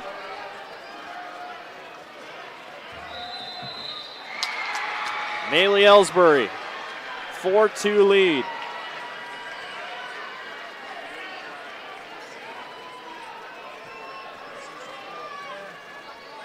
Ellsbury just 1 loss this season. The junior trying to get a big win over the senior Dakota Whitman. Whitman is the 2 seed, Ellsbury is the 3. 56 seconds to go in the 3rd period. Mat 5 still 0-0, just went into the 2nd period. They choose neutral, so no points scored yet there, no takedowns, no anything. So they're Meyer and Fritz still battling. That's the same thing on mat 6, 0-0 as we go to the 2nd. Between Rotgers and Brockovich. 36 seconds for Ellsbury and Whitman. Whitman's running out of time. She's stuck on the bottom. She got called for a possible stalling warning. If Ellsbury could get out to the side there, she's got both arms trapped there with that arm bar on the back. Is just going to torque put a lot of torque on that shoulder here, trying to get her turned over. I don't even think she needs to do that. Switch it over to near side half, just trying to find anything. She's trying to get her turned over, but yeah, you're exactly right with just that little bit of time left. Maylee Ellsbury of South Tama is headed to the 135-pound state title. Stand up, Trojans. Ellsbury is on to the championship match. Whitman will wrestle for consolation. Mat 5, Meyer with a 2-point takedown in the 2nd period with just 30 seconds left to go. She has a little bit of a lead there going to the end of that round into the 3rd. Mat 6, it is a 1-0 lead for Brockovic of Prairie. 45 seconds left to go in that 2nd period as well. Still just 1-0 on 6, and then 2-0 there. Now their semifinal, 140 pounds. Mary Mons of Lewis Central taking on Maria Brown of Center Point Urbana. They're already going at it here. It's they right on the whistle. They lots of action here, just 20 seconds into the match so far. Mons comes from a family well known for wrestling around Lewis Central. She won the Titan Starcade of 2023. She won the Northwest Invite. She won the Ridgeview Girls Invitational. She competed in the Iowa USA State Freestyle Championship. She placed first. She finished fourth last season at the state tournament at 140 pounds. She's definitely looking to better that finish here today. Maria Brown, a 21-2 record coming into the state tournament, currently sitting at obviously 24-2. A senior out of Center Point, Urbana. She's a softball player for the Storming Pointers.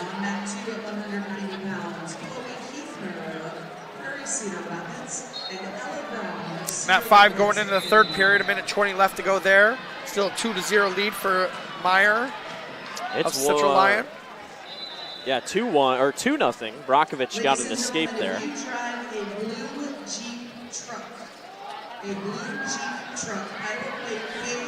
So a 2-0 lead for Brockovich.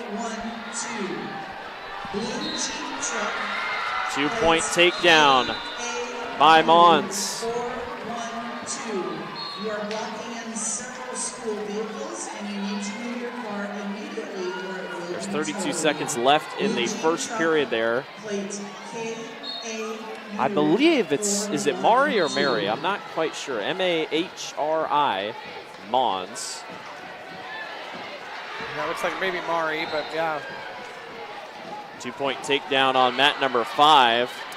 Tell you what, both 5 and 6 are in the third period. They could go either way. We got a tie score on mat 5, and then we got it just went up to 4-0 on mat 6. So definitely, yeah, mat 5. Only 19 seconds left in the third period.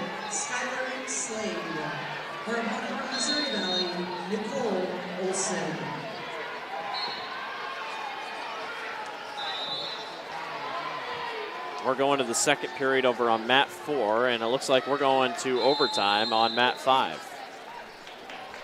And we could be looking at overtime on mat 6 as well.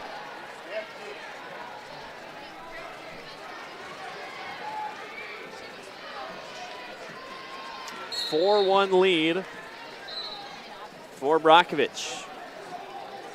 We're off to the second period on mat 4. That's Mons on top, 2-0 over Brown. Still in overtime here. Just started in overtime on mat 5. They'll go for 1 minute. Sudden death takedown there. From Sioux Central, your opponent, of Cedar Falls. 2-point takedown, and looking for more is Trinity Rotgers. She's back in that match. She can get this pin. She's in big trouble there with 20 seconds. Is she going to get this pin? Rotgers down is 6-3 right now. She was down 6-1. She's got to be barely right there. Oh, good job by Brockovich to still spin ties back up the over. Score, yeah, though. Ties up the score. But a good job at least not to get pinned. Cow. Man. We're going to have back-to-back overtime matches here. Still in overtime here with 30 seconds left on, actually second overtime on mat 5. They chose neutral. Brockovich can't get the escape. 3 seconds, 2 Oh, seconds. no. She gets it at the last second. And Erica Brockovich is on to the next round of the Consolations. As time expired. Wow. What a match. Meanwhile, they're still just fighting it out on mat 5. They can't seem to get an advantage. Mari Mons leads 4-0 over Maria Brown of Center Point, Urbana at our semifinal at 140 pounds. All right, so now she'll get a choice. She's going to try to choose down, so we're in the third overtime for, did she defer? She wants to defer, so she's going to defer. Now, I believe both of them get a chance to ride out. Yes, so 30 seconds, yep. Yeah, for 30 seconds. But if somebody does get up, it doesn't end, they get a chance to still come down and get up as well. Mons continues to do great work over there on the semifinal match for mat 4. She leads 4-0. From Newton, Jesse Hutchinson. And from Independence. Back on mat 5, 15 seconds left to go in the third overtime. I tell you what, Fritz did not let Meyer up.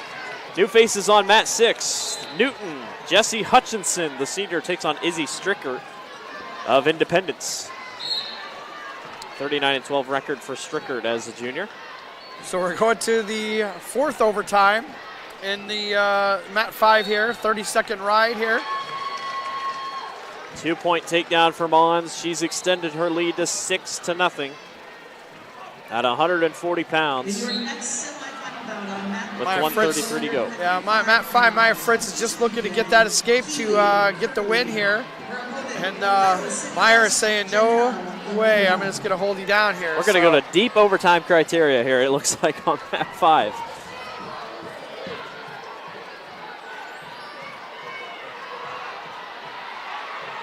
$1:11 remaining on mat 4, still 6-0. Mons is taking care of business against Brown.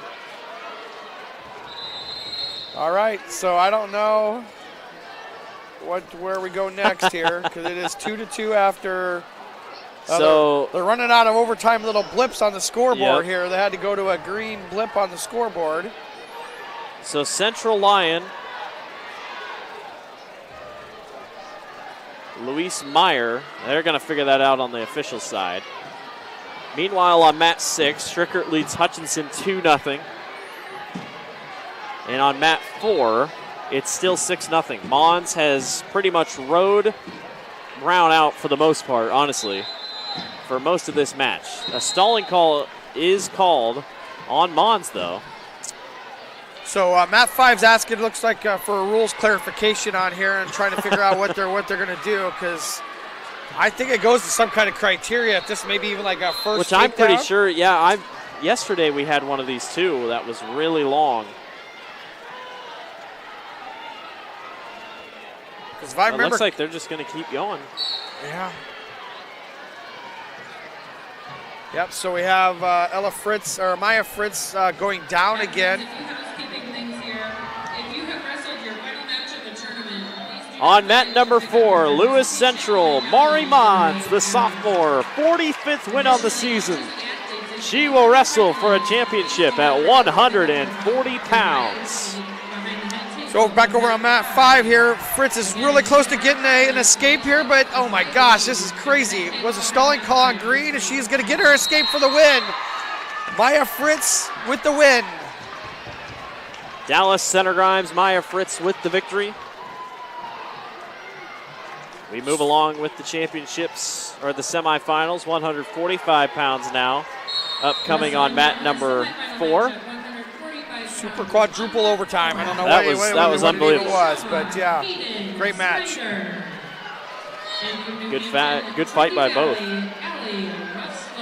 Allie Russler and Hayden Snyder. Snyder out of Waverly Shellrock, 41-5 record. Allie Russler out of New Hampton, 44-4 record. Snyder will wrestle at Grandview University next year. Russler, a softball player, she will wrestle at Wartburg next year. Got a new match moving into mat 5. Avery Whitcop of West Marshall up against Autumn Eisbury of South Tama County.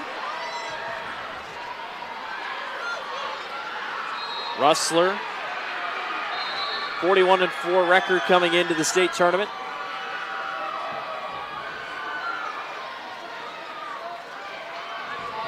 Mat number 5, Avery Whitcop of West Marshall taking on Autumn Ellsbury of South Tama. So there's the other Ellsbury sister. Ellsbury with an early takedown, 40 seconds into the mat.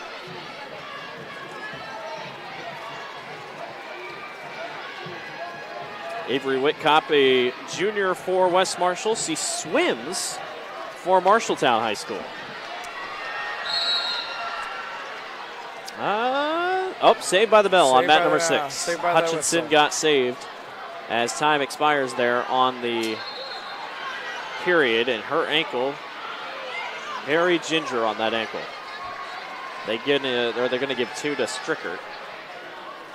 2-point takedown for Waverly Shellrock's Hayden Snyder over Allie Russler. Snyder a 3 seed, Russler a 2 seed, so pretty much chalk all the way through there.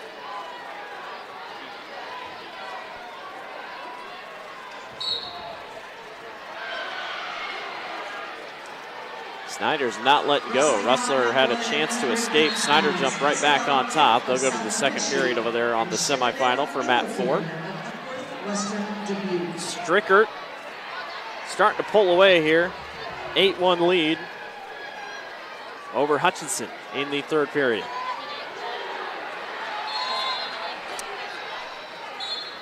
Ellsbury here has got a really deep half Nelson that just saved Whitcop there at the end of the first period. They'll move into the second here, 2-0 for them. A takedown and then an escape. Hayden Snyder leads 4-1 over Allie Russler. At 145 pounds. Moving right along here in the semifinal matches.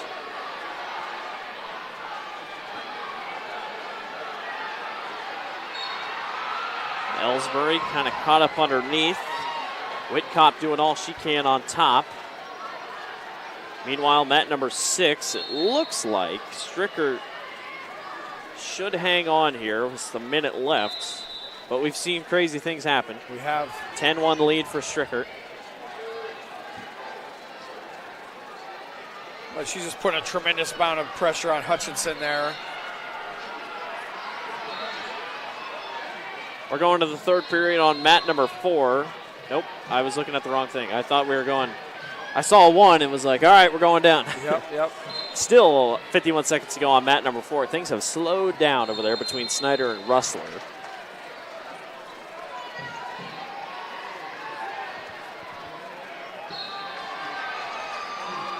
There is a pin and fall on mat number 6.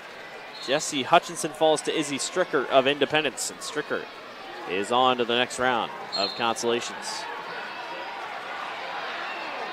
Ellsbury on mat number 5 gets the escape, lengthens her lead to 3-0 with a minute left to go here in the second period. Also got a stalling call on Whitcop as well with her pressure from trying to come up from the bottom. So she's in a good spot there, 3-0 lead. 40 seconds left to go in the second. We're on to the third period, officially now on mat number 4. And that's Snyder still on top of Russler, 4-1. Snyder of Waverly Shell Rock, the Go Hawks.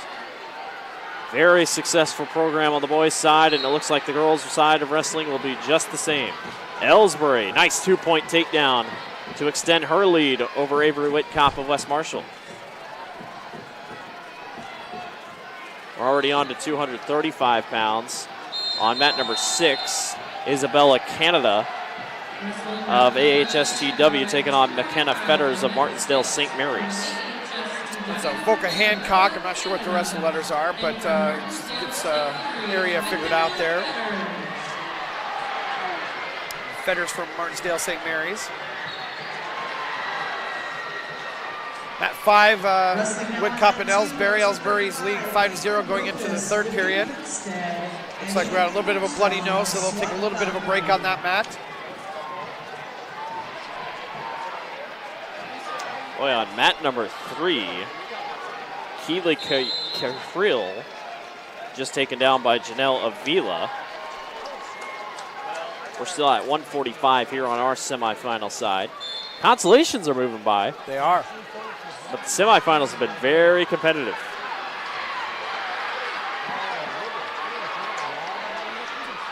Four-3 lead, as getting back on top was Russler. So don't look now, but Allie has not given up. She's got an armbar across that back there with still 30 seconds left to go. She can get out to the side and apply that pressure. She's getting closer and closer. She keeps running that armbar. Russler trying to turn. Oh, it's going to be really close. 15 seconds left to go, and she does fight it off there. 10 seconds to go.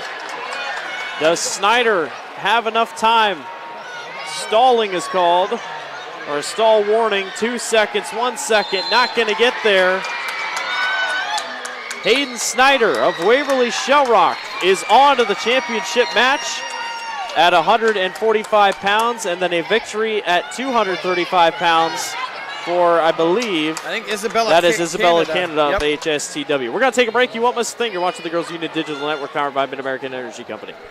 The Iowa Farm Bureau is proud to present this amazing state tournament and celebrate the accomplishments of Iowa's student athletes. To the Iowa Farm Bureau, this is more than just a sport. It's hometown pride, it's hopes and dreams, it's our future leaders, it's a reason to do more and be more. And it's that farm strong spirit that can only be found in Iowa.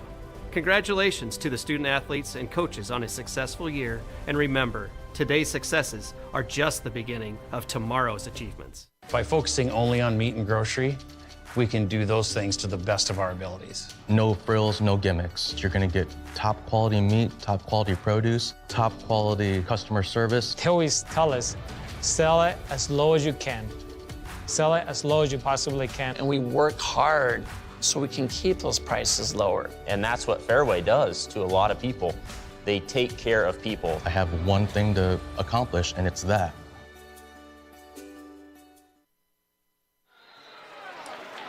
Welcome back to the Iowa Girls State Wrestling Tournament. We jumped up to 170 pounds. All 155 semifinals were done on the other mats. So we're at 170 on mat number 4. Naomi Simon of Decorah, 35-0, taking on Brooklyn Graham of East Buchanan.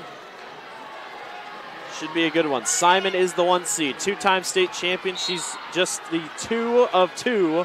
There's only two-time state champions. It's Lily Luft and Naomi Simon. Simon looking for 3 championships under her belt. She was a part of the Iowa team that won the 16U National Championship for USA Wrestling. She finished 4th at 164 pounds. Just to give an update here as well, Blake, Mat 5 here is just going to finish up Ellsbury with the win, 6-0 over Whitcop. And then we have another new match starting off at 100 pounds again. We'll get some more of the consolation matches coming through with Ava McNeil up against Greta Goodman. McNeil of Lewis Central and Goodman of Ames. Blake Walker, Austin Oliver with you here this morning. 18 seconds left to go here in the first period between Graham and Simon. Brooklyn, a freshman out of East Buchanan, FFA member at East Buchanan High School.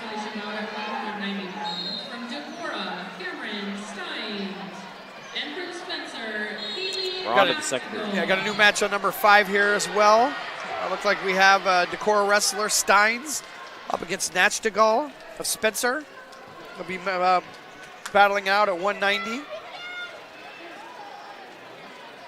Yeah, that's McNeil and then Goodman of Ames, McNeil of Lewis Central on mat 6. They're going to the second period.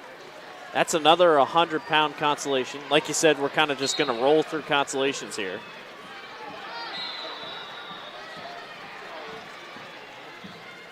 So yeah, no break. They're just going to go right into consolations, which I think they're running very smoothly. So yeah. They're not batting an eye about jumping right back into consolations as well. As long as wrestlers get that 45-minute break in between.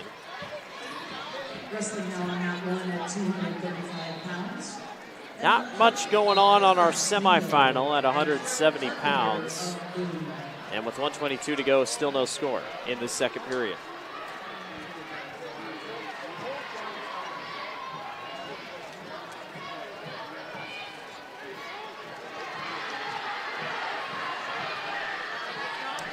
Mat 6, a takedown for Greta Goodman of Ames.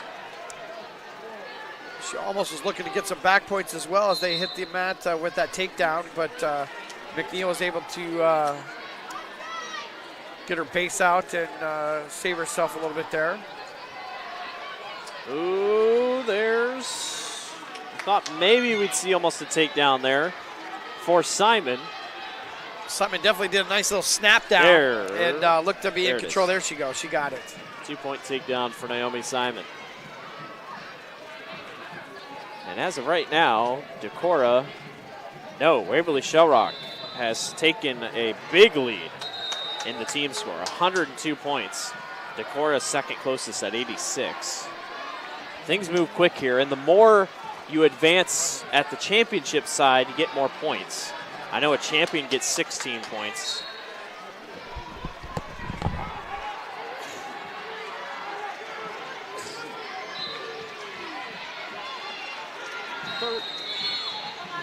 We're going to the third period on mat number 4. A 2-0 lead. With 2 minutes to go in the Third period set up on the clock. Simon starts on the bottom. She has a chance at an escape. We're going to period number 3 on mat number 6 between Goodman and McNeil. Goodman leads 4-2. Just started the second period for Steins and Natchko on mat 5. 2-0 lead for Steins.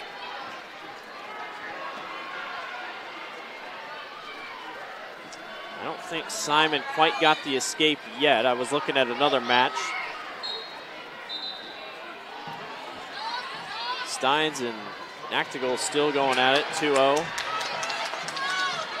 Simon jumps back on top. That's a takedown for a 4-0 lead. She just worked that same snap down she did in the first period to get that first takedown. Just did almost exactly the same thing, just worked a little bit better this time.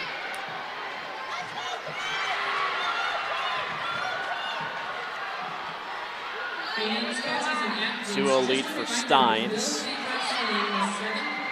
Matches in this morning's session. Again, we will be wrestling the 7th place matches during this morning's session. 4-0 lead remains for Simon. She's taking care of business here so far, not letting anything too crazy happen here against Brooklyn Graham.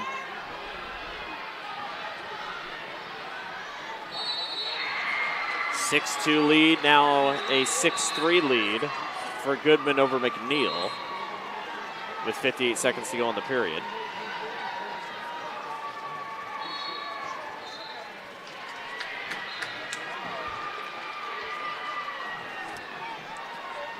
The referee stopped on mat 6 because of Goodman's shoe. I don't think Goodman was very happy about the fact that she had to stop. Yeah. So both of these wrestlers on mat 6 are wrestling to wrestle back all the way to third place. Even with a win right here, the 1, 2, 3 more matches still to get to third place. It's unbelievable. How? Unbelievable. 10 seconds to go for Naomi Simon. And the Decorah Viking is going to go after a 3-time state champion title. Naomi Simon is headed to the 170-pound state championship for Decorah. Mat 5 heading into the third period. It's a 4-0 lead for Steiners of Decorah at 190. Consolation bout.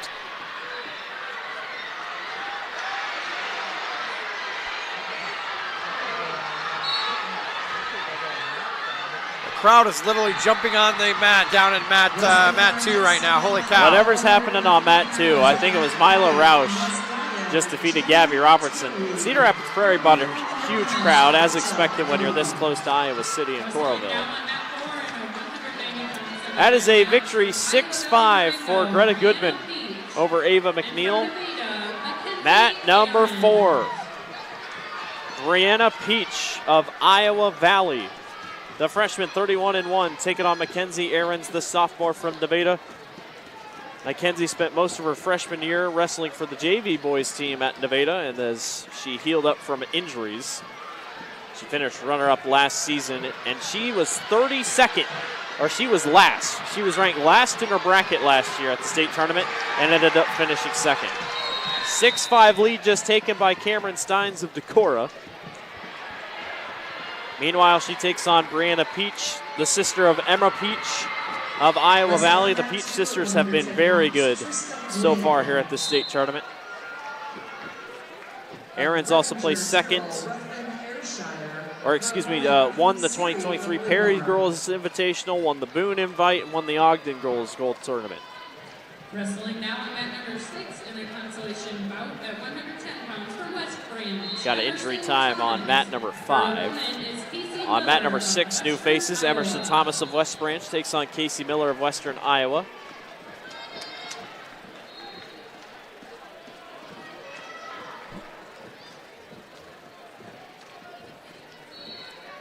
Emerson Thomas out of West Branch, football cheer squad member for West Branch. Had a good football team this past season. Made it to the Dome. On mat 2, 110 pounds, Trista Gwynn. Nothing going here between Peach and Aarons. Of Grettinger Terrell with an air Just shot. a lot of hand fighting and looking for position in that tie-up there. Looks like Adams is working a 2-on-1 there, but lets that go. It almost looks like both of them are kind of angling for throws here, so which is not a bad thing, not but a bad thing, but doesn't happen a lot at this at this level, you know, necessarily. Get out ahead and early, I guess, as we're going to the second period. At number 5, things are getting interesting. There's a lot of movement. Noctigal is trying all she can to get back up against Steins. She has narrowed the gap because Steins had a pretty decent lead there, and she's gotten back into the match here with just 37 seconds. She's going to be looking to get that escape to tie the score up at 190 pounds. Got blood time on mat number 6. I think they're trying to figure out who's bleeding.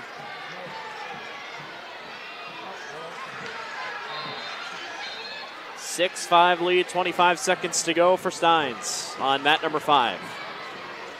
Ooh, Aarons tried to get back up. We got a locking of the hands. Aarons does escape, though. So it'll be a lock of the hands and an escape. Actually, so it'll be a 2-0 lead. 2-0 lead points, for Aarons.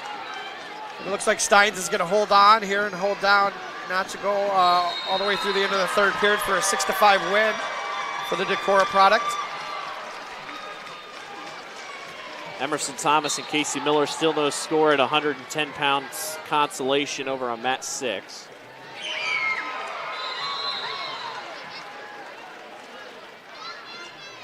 Just over 1.5 to go on our semifinal on mat 4.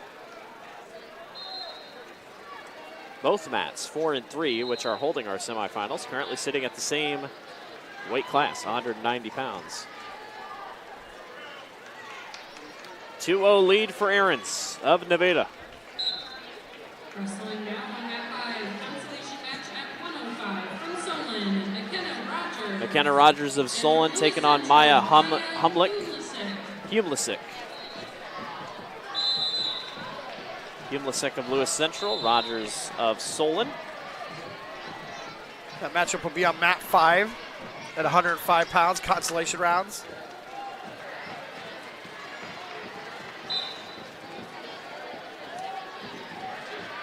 Humlisic of Lewis Central, she plays soccer. She actually scored the game-winning goal to send the Titans to the state soccer tournament last season. Jack of all trades athlete. Rogers in that match with an early takedown, but Humlisic is looking to get a reversal here, trying to come out the backside.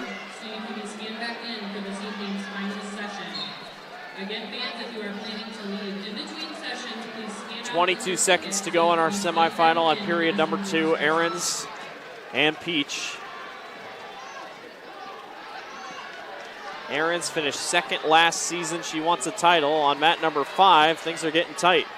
Humlisic did get a reversal there and didn't get any back points though, just a 2-2 tie. But she's working these pinning combinations really hard. She's got a deep half in right now, and it's just kind of just waiting to sit on that and see what she could do with it. Rogers did a good job spinning back underneath. She did. I thought she was in big trouble there for a second. Period number 3 is where we are headed on mat 4. We're off and running. Quick 1-point escape for Aaron. She leads 3-0.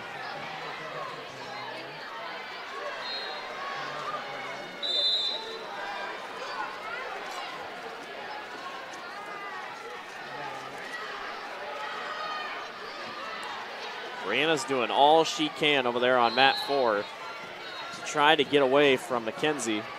Mackenzie's done such a good job holding serve. They're staying aggressive with each other. We're going to the second period on mat number 5. It's a 4-2 lead for McKenna Rogers. Got a last-second takedown there before the period ended. 3-0 lead for Casey Miller against Thomas.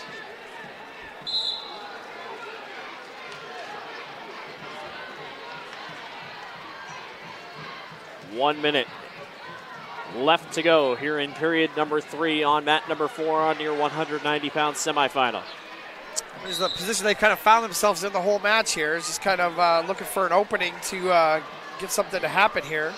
The other semifinal on mat 3 is tied 0-0 as they're about to go to overtime. Maybe. Not anymore. Nope. I have no idea, but we'll pay attention on our end. So we got a stalling call. Just happened there for Green. They got called for stalling. So It'll be 1 point for Red. So a takedown right now within the last 30 seconds can tie it up for Peach here. Mat number 5, couple near fall points are coming Rogers' way. He leads 7-2. 15 seconds to go. Brianna Peach is running out of time. Going to have to make something happen in the last 10, trailing 3-1.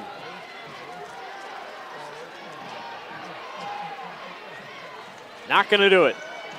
Mackenzie Ahrens, the sophomore out of Nevada. She finished runner-up last year. She'll have a chance to improve that by 1 and go for a state championship. She will wrestle for a state title at 190 pounds. The pride of Nevada, Mackenzie Ahrens, will wrestle tonight for a title. Great match between her and Brianna Peach at 190 pounds. So we'll move on to 235. Mat 5, 7-2 lead for McKenna Rogers, holding it on over Humlasek. Mat 6, 4-0 lead for Casey Miller of Western Iowa over Emerson Thomas of West Branch. That's in the third period, 1:15 left to go there. Your 235-pound semifinal match on mat 4. Madison Heinrichs of Waverly Shell Rock, the junior, 40-2. Taking on Savannah Sistad, the junior of Creston. Came in with only 10 matches all season long, but was the 2 seed. She's 12-1 now. Savannah, unbelievable athlete, one-time state champion. She wrestles, and she's a football player for Creston's football team. Well-rounded athlete for Creston.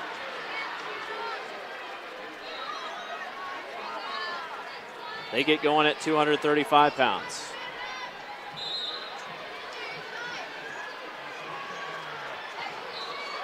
Meanwhile on mat 5, 9-2. And on mat 3, they went to double overtime, and the 1 seed Jana Turwey escapes with the victory over Rachel Eddy of Independence. She ended up getting a pin there. Yeah, got a pin in overtime with 1 second left. We're on blood time on mat number 6. It's a 4-0 lead for Casey Miller. 2-point takedown for Creston's Savannah Sistad. McKenna Rogers here on mat 5 has just been a dominant match here. Just 1:18 left to go here in the third period. 11-2 lead for her. Her opponent from Missouri Valley, Jocelyn Buffon.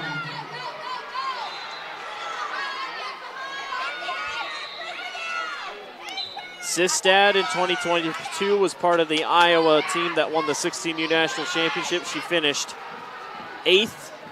She placed 1st at the state wrestling tournament last year. Obviously a member of the Grandview Wrestling Club, and was a competition or competed at the night of conflict put on by IA Wrestle. We're going to the second period. It's 2-0. There was a clinching of the hands, so that's 1 point though to Heinrichs. So make it 2-1. Yeah, it seemed like there was the locked hands. I didn't see any the first session, and then the second session we started to see a lot of it. And it could just be you're getting desperate. Yep, You got to try to get any advantage you can.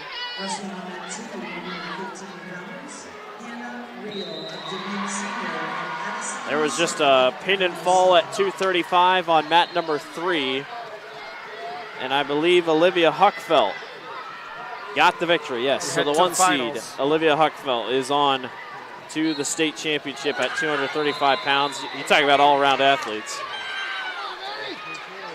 Pin and fall on mat number 6, I believe. Just into the match. End of the match. 4-3 lead for Casey Miller with the win from Western Iowa. So Miller wins and advances on to the next round of consolations.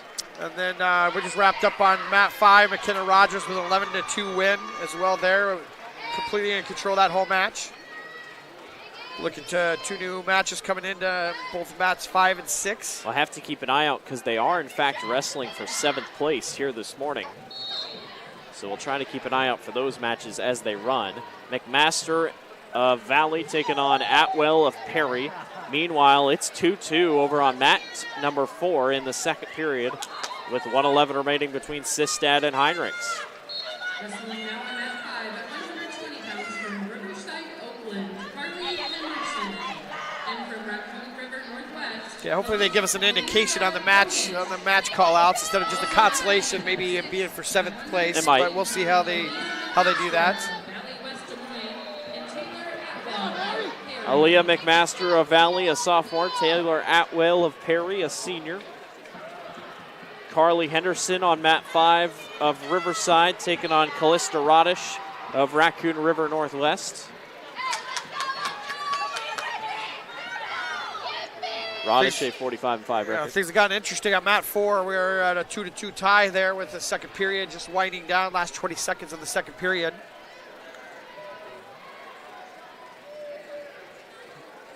Heinrichs and Sistad are tied up. They're closing in on the third period on that one.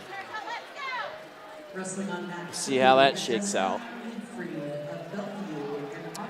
And they are going to the third, is what it looks like. So third period we go on mat number 4.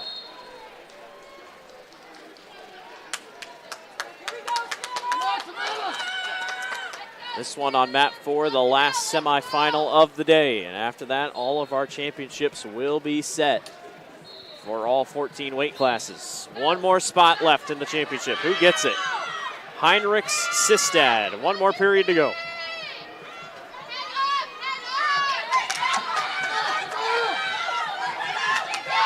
Sistad almost stood right up underneath. Did she get enough for an escape? Nope. Heinrichs gets that leg wrapped around. 1:35 to go in the fourth. Or in the third, I should say. I keep seeing fourth mat. Keep thinking fourth. Third period. I think we'll look at maybe some stalling calls being come into play here as the top wrestlers really not getting off to the side here to initiate any offense at all. Just covering up. I wouldn't be surprised if we see a stalling call here on green here in just a second. There was a really tough takedown on mat 6, and McMaster is hurt. So they'll check on her. 1 minute to go on mat 4 in the third period. Still a 2-0 lead on mat 5 for Radish.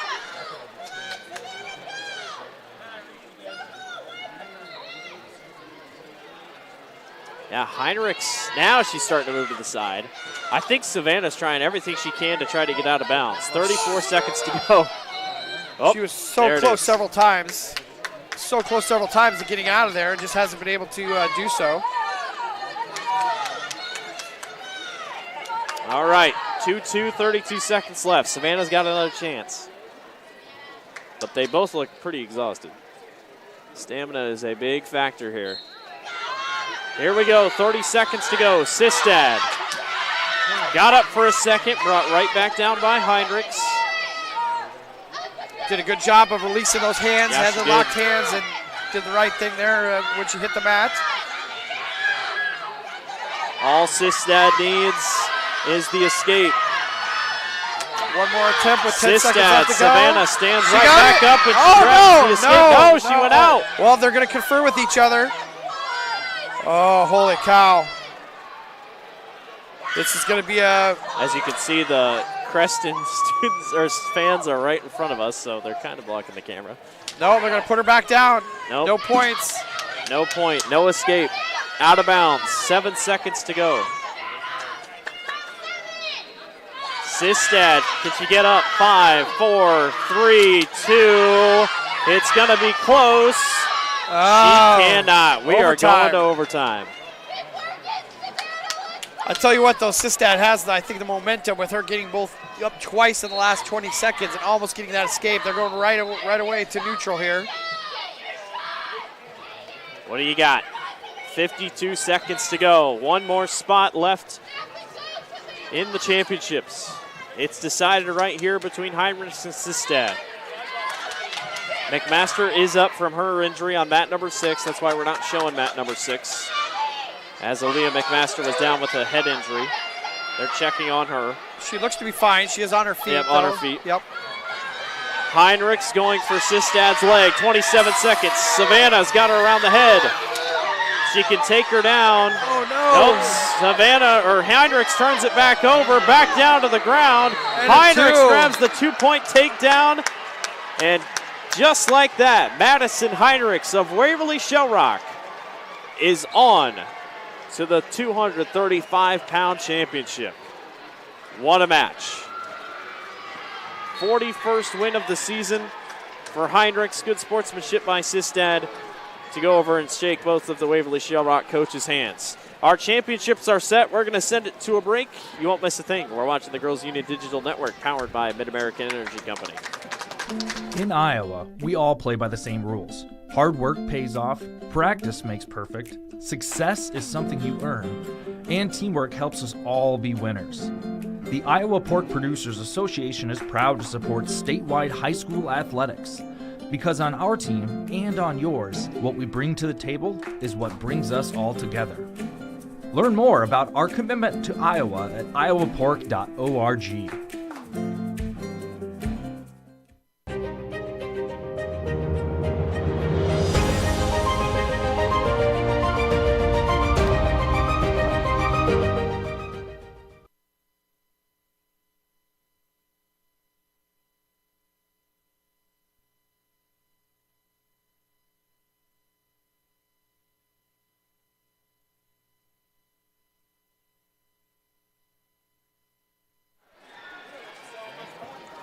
Welcome back to the Iowa Girls State Wrestling Tournament. All of our championships have been set.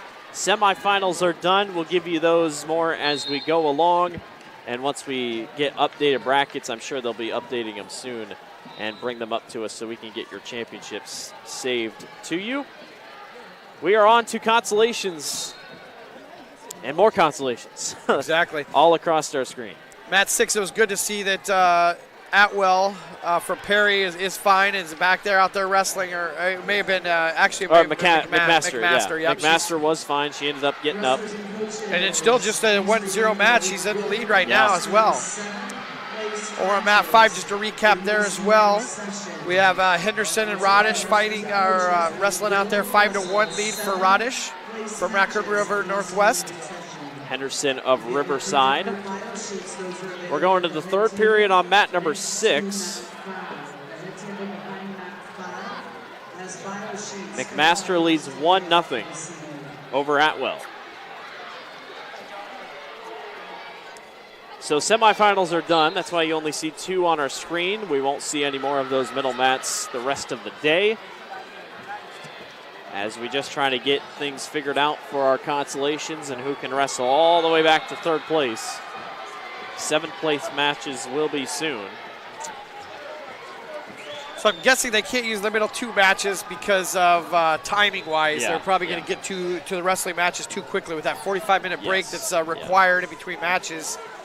Using those 2 middle mats would be detrimental to that time period.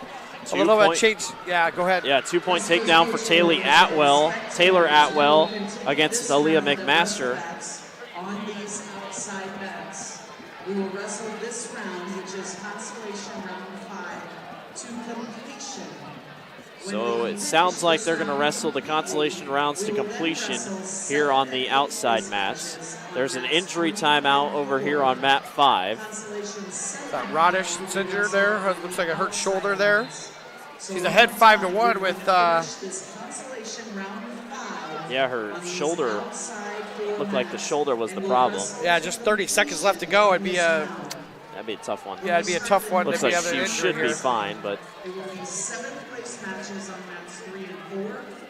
She's back there. She's ready to go.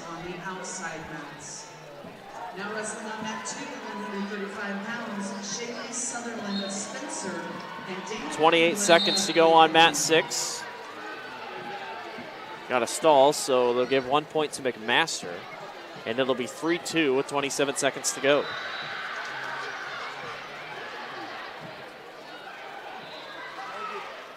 Rogers did a good job, got an escape there on mat 5. He leads 6-1. Just 9 seconds left to go in that bout. That'll be finishing up here shortly. Got a stoppage called once again, potentially dangerous. Potentially dangerous? Yeah. I don't know what he saw that was I potentially don't dangerous, know. but that is a win on mat number 5 for Callista Radish. Master's going to get this all. She's very close to getting it tied up. Ooh, good job by Atwell, though, to jump right back on top. And with 11 seconds left, it looks like She's Taylor gonna hold out for the Atwell. win, Yeah, Taylor Atwell. Looks like Taylor's going to get away with the victory here. And Taylor Atwell of Perry will move on to the next round of the consolation matches. So I think if I heard correctly, they're going to do 7th place matches when we eventually get going for 7th place matches on 3 and 4, I believe is what I heard correctly. So we'll keep an eye on that. So when things get going on 3 and 4, they're for 7th place. Okay. That works for us, Yes, right? Makes it easy. I was going to say.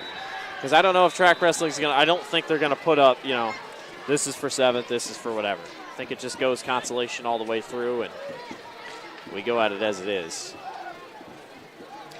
Mat number 5, Claire Brown of Iowa City High taking on Lexi Peterson of Bettendorf. That's 130 pounds.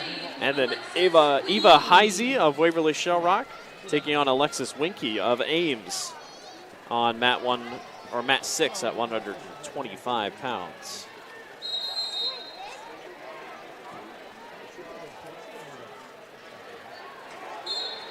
Austin's going to count up and see if he can figure out where in the world we are here.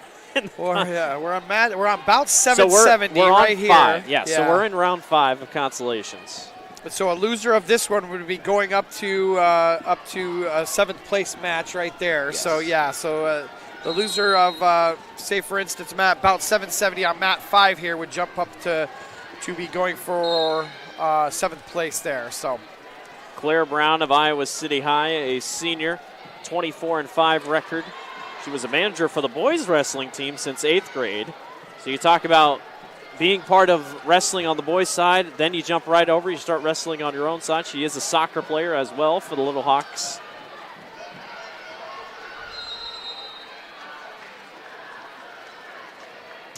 Winky leads over Highs here, 2-0 in the first period.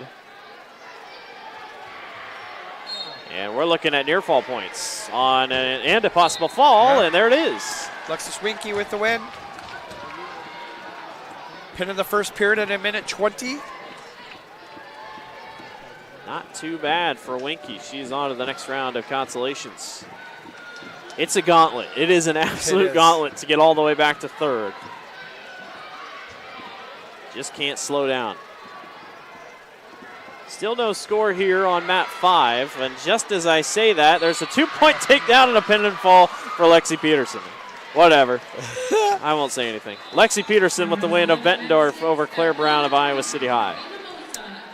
Yeah, so we'll look at like that match just with Winky there. That loser of that match will be jumping up for that 7th place. So 45 minutes from now, we'll probably see those. So we should be seeing some matches coming up on the mat 3 and 4 here very, very shortly for that 7th place.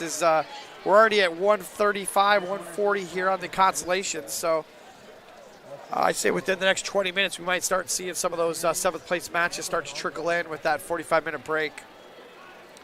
Blake Walker, Austin Oliver with you here this morning. We've just eclipsed the top of the hour at 11 a.m. Started here at 9. 2 hours down, couple more to go as things continue to just move along.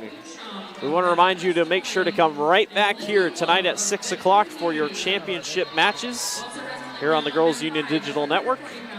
You can catch all the action for free on YouTube.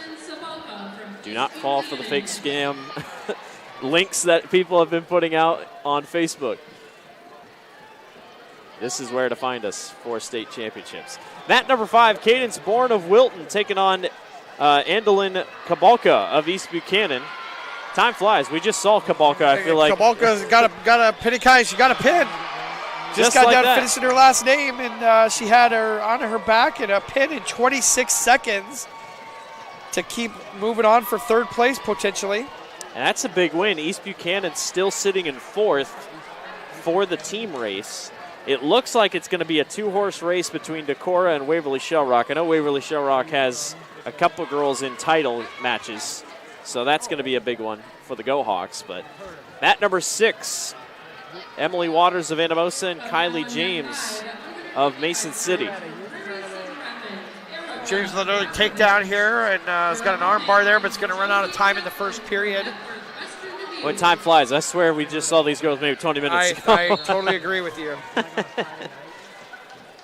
Mat number 5, Cedar Rapids Prairie's Erica Brakovich taking on Josie Jeckelin of Western Dubuque. Brakovich a 36-10 record, 26-5 for Josie Jeckelin of Western Dubuque.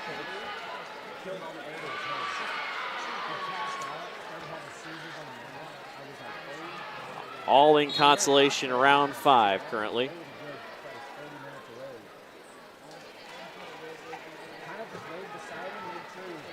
A 4-2 lead for James. So it looks like we may even be waiting for time situation, maybe on mat 5 here. So we have our 2 wrestlers ready to go. They may be just counting down the time for when they can wrestle. I was going to say, it sure did feel like we were pushing 45 minutes, barely, on some of these. Yeah, because you have Brakovich coming up there, and I know we just called her match not that long ago. Not very long indeed. So James leads over Waters here with 122. Now there's another 2-point takedown for James, make it 6-2.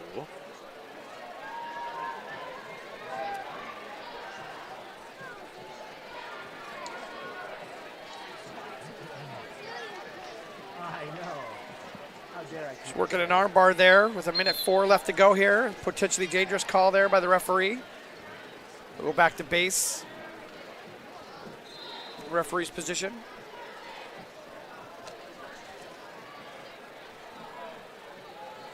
How was your season before it happened? 155 pounds on mat 5, 140 on mat 6. And like you said, Austin, just kind of waiting around for the time to pass. That's the only thing I can think of, right? That's got to be it. Got to be it. I don't think they really care about getting too far ahead in terms of, yep, there they go. And James with a pinning combination over here on mat 6, and Waters just rolls right out of it. It's going to go into a pinning combination of her own. A reversal there. 8-4 score right now, but James is in big trouble here with Emily Waters just putting on the pressure. Just needs to slide back and get that weight chest to chest there to get that other shoulder down. James is doing a good job of trying to fight off and just holding that right shoulder off of the mat right now. Waters trailed 8-2. I mean, it's only 8-4 now, but still. It's going to be 7-8 here after if she can't get the pin here at the end of the second period. It's a completely different match now after this turn of events. Boy, James somehow, some way able to hang on to the end of the period. But I can tell you right now, that probably does not feel good when you're in that position for almost 30-plus seconds. Just takes out a ton of energy just trying to fight off of there. James conferring with her coach on which position she wants to take. It looks like she chose up.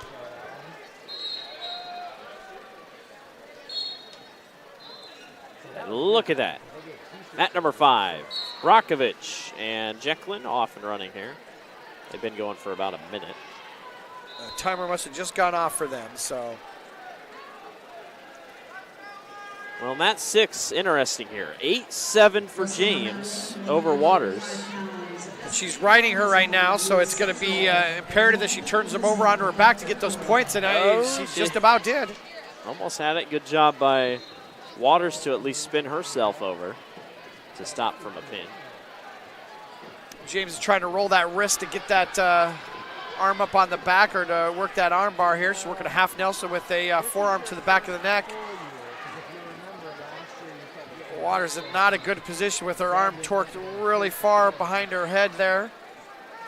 But she's starting to grab a single here at the same time. Looks like she's going to be able to come out of this and maybe get an escape or a reversal here. 57 seconds to go. Ooh, there's a tough spot. Waters. That's a reversal back right into some back points as well. Waters is going to settle in. Oh, Did they stop him? No, they didn't. She just told him. The official just kind of tapped her head. He was ready to call potentially dangerous and just didn't do it.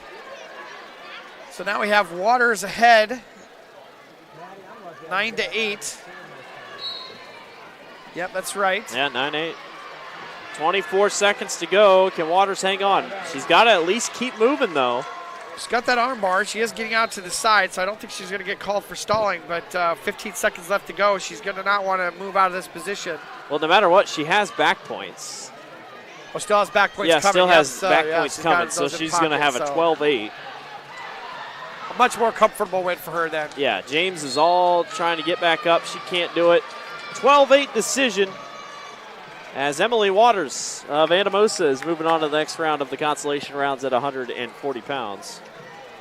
She defeats Kylie James of Mason City. Mat 5, a second period escape for Brakovic has her as a 1-0 lead. Just a little bit over a minute left to go here in the second period. Both trying to work for a takedown to get either a 3-0 lead or a 2-1 lead for Jekyllin.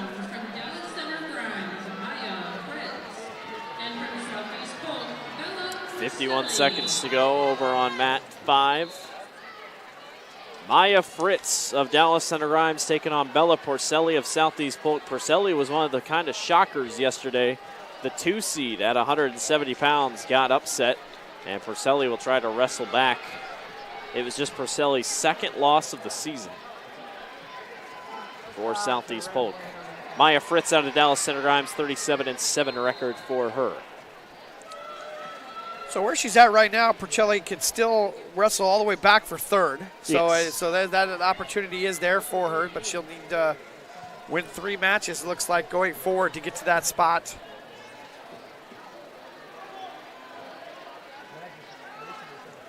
Brakovic still on top, 1-0.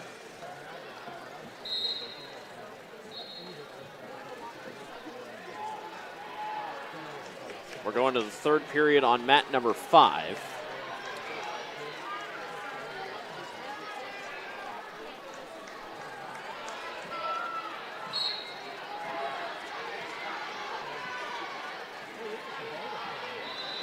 Porcelli with a takedown, but it was not enough as she goes out of bounds off screen.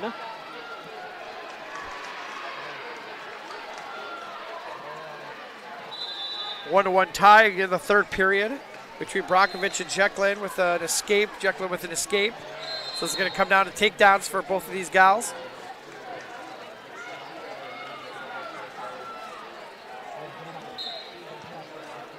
Yeah, 1-1 there on period 5. On mat 5 in the third period. Mat 6, Porcelli still doing everything she can. Now she's got positioning on Fritz. Yeah, there it is. I was going to say, probably going to give her 2 points here soon. There it is. 2-0 Bella Porcelli on top of Maya Fritz here with 11 seconds to go in the period.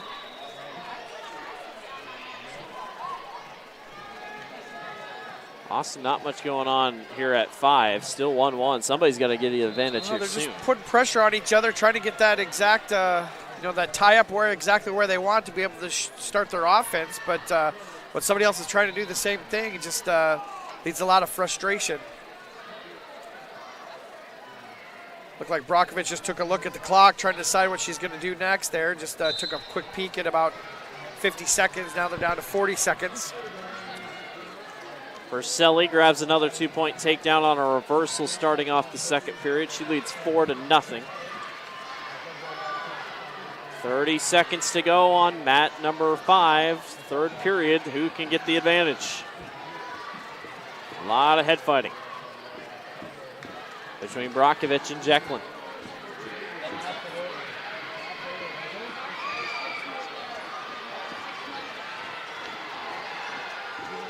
Eight seconds. I don't think 8 seconds. Still going to be a 1-1 tie here. Going to go into overtime. Overtime it is on mat number 5. That's been the overtime mat. I saw one go to 4 or 5 overtimes, it felt like. Yesterday, we saw one earlier this morning. Mat 6, 1 minute to go in the second period. Porcelli leads 4-1 over Maya Fritz.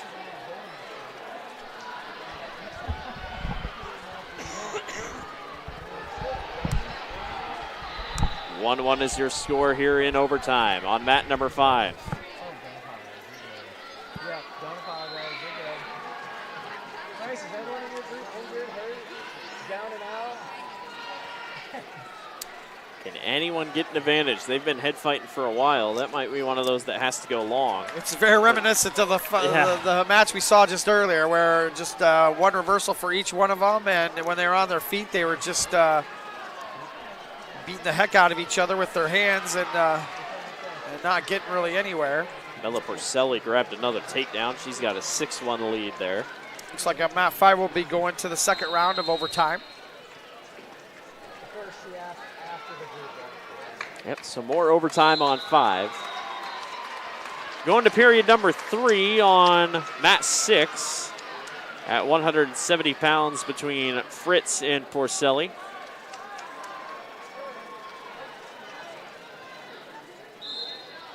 Gotta love the extra OT periods.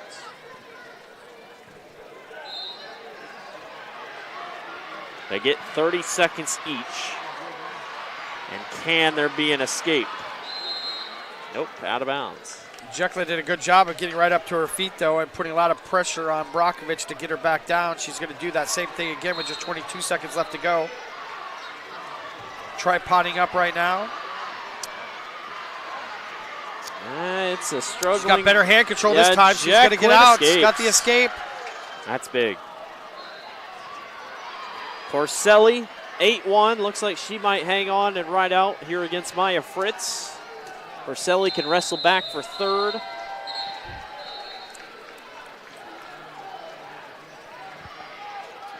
All right, so now on mat 5, Brockovich pretty much has to match Jecklin here. Wrestling on mat 1 at 190 pounds. So if Jecklin rides her out, she wins. If Brockovich gets out, which looks like she might. Jecklin's doing all she can around the legs.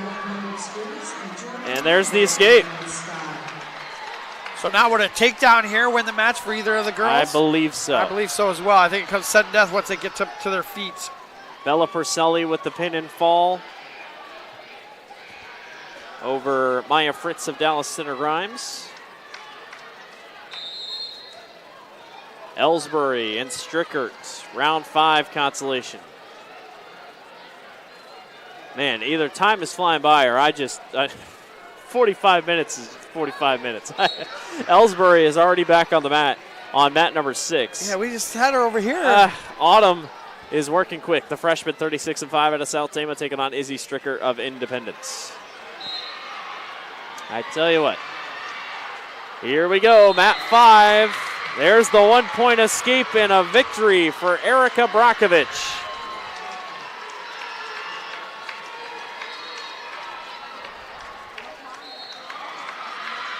And Brockovich, through double overtime, is on to the next round of consolations. Mat number 6, Ellsbury and Strickert, 170 pounds. No score all yet through. And from Independence, Izzy Stricker. Also wrestling now on mat 5 at 190 pounds from Decorah. We had both of these wrestlers on 2 different mats here earlier, didn't we? Strickert and Ellsbury? Yeah.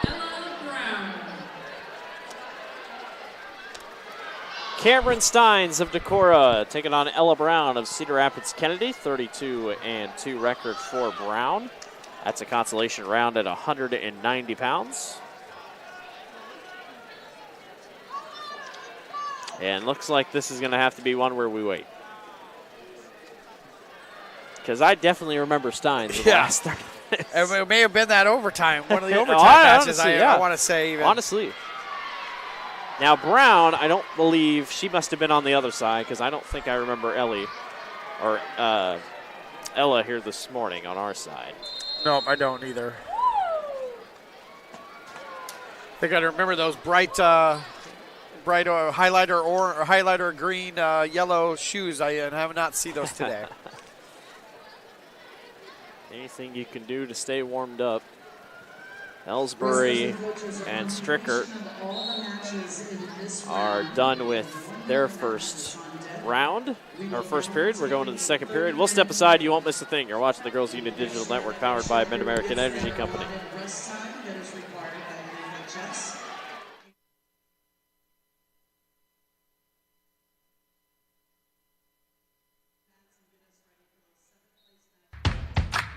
University of Iowa Sports Medicine is a community service center. We know you like to keep your body healthy. We also know that activity level to keep yourself healthy can lead to injury. Our sports medicine experts can provide treatments such as physical therapy, surgery, or something in between. Why go anywhere else other than where the Hawkeyes go to stay on top of their game?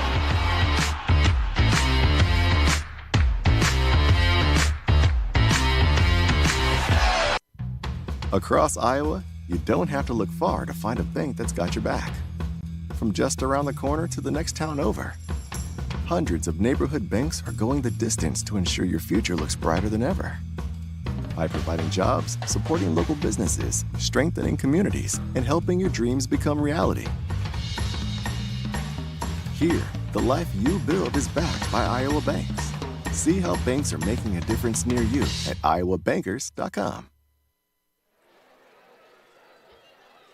Welcome back to the Iowa Girls State Wrestling Tournament.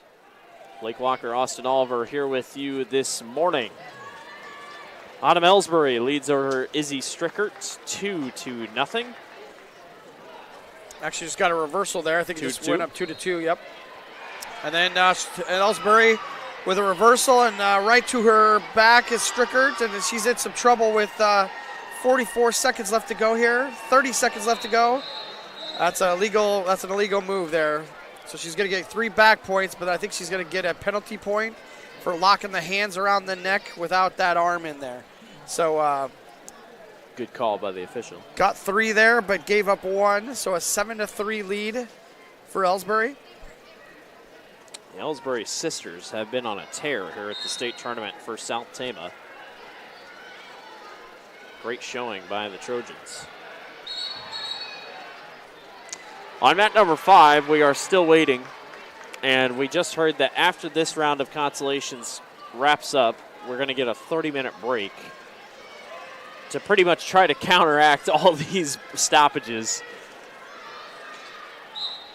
And actually, they've been nice and put up a clock on mat number 5, so that time you see ticking down, that's how long we have to wait until these two wrestlers can wrestle each other. It's kind of intimidating, isn't it? You know, you're just kind of back and forth. You're looking at your opponent across the mat. Ellsbury here with a pin. South Tama's Autumn Ellsbury is on to the next round at 170 pounds. 2 seconds left to go in that second period, too. Yeah. Ellsbury sisters continue to shine for South Tama as we are on to the next matches of consolation. Now wrestling on mat 6 at 2:35. We're going to take another break. You're watching the Girls Union Digital Network powered by Mid-American Energy Company. The Iowa Farm Bureau is proud to present this amazing state tournament and celebrate the accomplishments of Iowa's student athletes. To the Iowa Farm Bureau, this is more than just a sport. It's hometown pride, it's hopes and dreams, it's our future leaders, it's a reason to do more and be more. And it's that farm-strong spirit that can only be found in Iowa. Congratulations to the student athletes and coaches on a successful year, and remember, today's successes are just the beginning of tomorrow's achievements. By focusing only on meat and grocery, we can do those things to the best of our abilities. No frills, no gimmicks. You're going to get top quality meat, top quality produce, top quality customer service. They always tell us, sell it as low as you can. Sell it as low as you possibly can. And we work hard so we can keep those prices lower. And that's what Fairway does to a lot of people. They take care of people. I have one thing to accomplish, and it's that.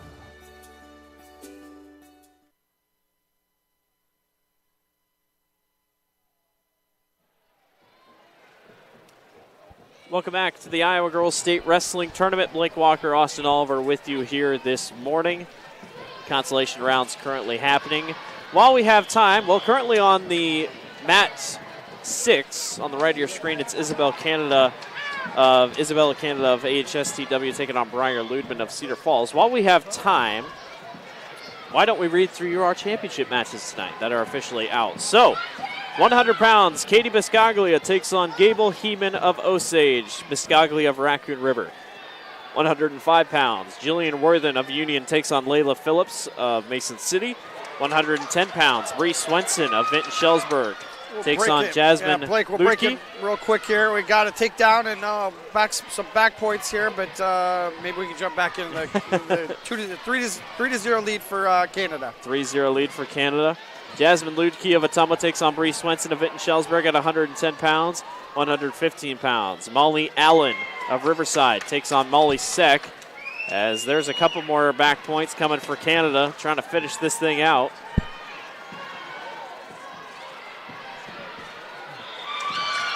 And there's the pin and fall. Isabella Canada of AHSCW is headed on to the next round of 235 pounds. Back to the championships, 120 pounds. Layla Ewing of Moravia takes on number 2 Abigail Meyer of Pleasant Valley, 125 pounds. Mackenzie Childers of Prairie versus Hannah Rogers of Wilton. 130, Lily Luff, Charles City versus Chloe Sanders of Vinton Shellsburg. 135, Alexis Ross of Fort Dodge takes on Maylee Ellsbury of South Tama. 140 pounds, Mari Mons of Lewis Central taking on Kiera Jajomesi of Waverly Shell Rock. 145 pounds, Emma Peach of Iowa Valley taking on Hayden Snyder of Waverly Shell Rock. Skylar Slade at 155 pounds of Southeast Polk taking on Janelle Avila of Iowa City West. 170, Naomi Simon of Decorah taking on Libby Dix of Mount Vernon. 190, Jana Turwey of West Lyon taking on Mackenzie Aarons of Nevada. And at 235 pounds, number 1 seeded Olivia Huckfeld of Spencer takes on Madison Heinrichs of Waverly Shell Rock. Your lowest seed to make a championship goes to Molly Seck of Sioux City North. She was a 10 seed. All 1 seeds except 1 at 110 pounds made the championship matches. It is going to be a heck of a night. Championships start at 6 o'clock. Waverly Shell Rock leads all schools with 3 championship finalists. They will most likely take home the team title. And Vinton Shellsburg, pretty surprising, has 2 finalists. 25 different schools are represented here at the state championships. Well, so it looks like we got our final match of the round here coming up. All right. After this, we get a 30-minute break. And this one is Cameron Steins of Decorah taking on Ella Brown of Cedar Rapids Kennedy. We had to wait a couple minutes because their time had not run up on 45 minutes yet. And we'll see how this one shakes out. Our last match here of this round, I should say, before we were told everyone has a 30-minute break in general. There's a 2-point takedown for Ella Brown. Ella working the spiral ride there, trying to keep Steins from getting back up to her base. Ella Brown, a sophomore at Cedar Rapids Kennedy. She started wrestling all the way back in just 4th grade. She's been doing this for a while. She's also a softball player for the Cougars.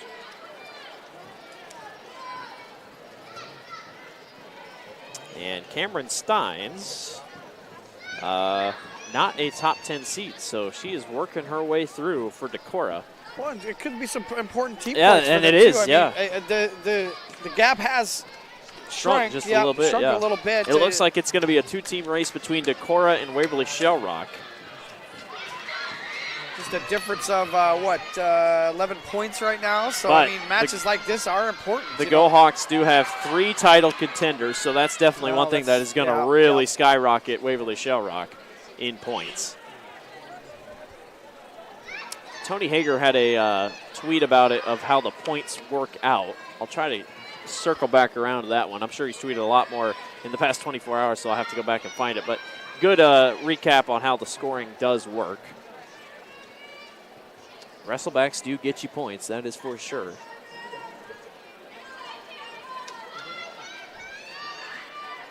We got some Kennedy fans, or who we have? We may have some Decorah fans right in front of us here. Yeah, Decorah fans, Kennedy fans. They're going on to the second period. The 2-0 lead for Brown. They'll go in the neutral position. And I think there's a dog running on the court right now. What? there's a dog. Just look down. There's a service dog currently having a fun time with tennis balls over here on the backside of your court. I was so confused. I was like, what? I was confused when I saw a dog running here too. So service dog on the court. He's being a good boy though. He's just retrieving tennis balls.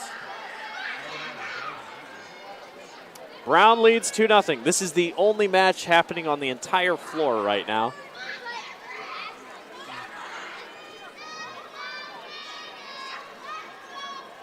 This has all been round 5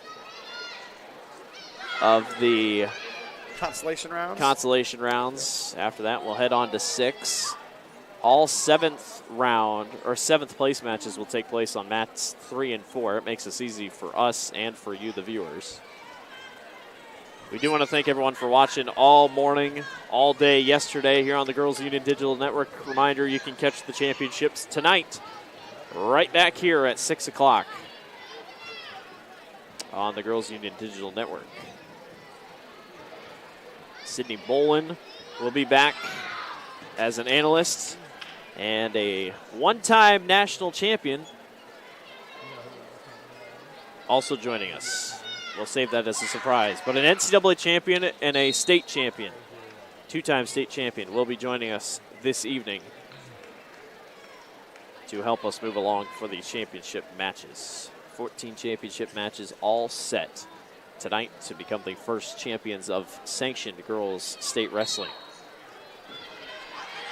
Still a 4-0 lead for Ella Brown of Kennedy.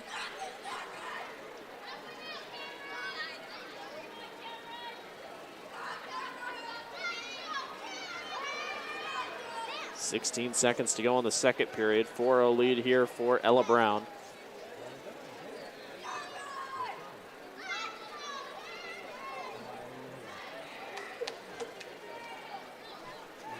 Brown trying to work that arm up onto the back. Into the second period. 4-0 lead still for her. Brown chooses neutral for the third period.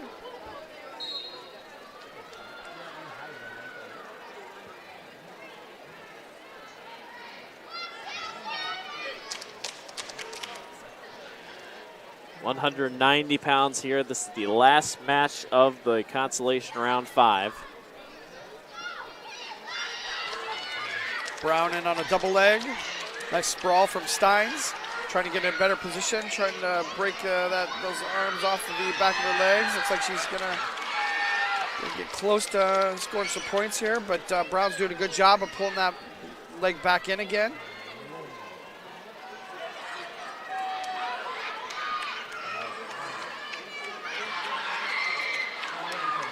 Steins is looking to do a crossface there, but a stalemate called by the referee. I'll go back to the middle to neutral position. Cameron took a tough hit on her hand. She was kind of shaking that a little bit.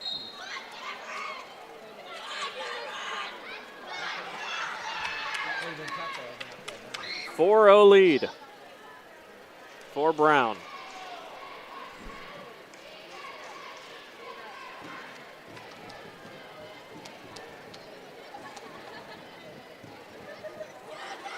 .50 seconds to go.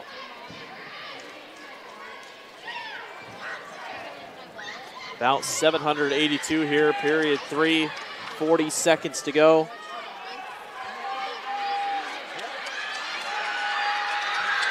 Steins in on a single here, gonna change things kind of in a big way here. Gets 2 points. With 30 seconds left to go, it's a 4-2 lead still for Brown. Probably have to look at Steins. I'll probably have to look at her coach and see what she wants her to do here. Do you let her up and try to take her down, or do you just try to go for some back points and tie the score up, or possibly win with some back points? She's going to go the back point route. 4-2 is your score. Going to do all she can to try to get Ella on her back here.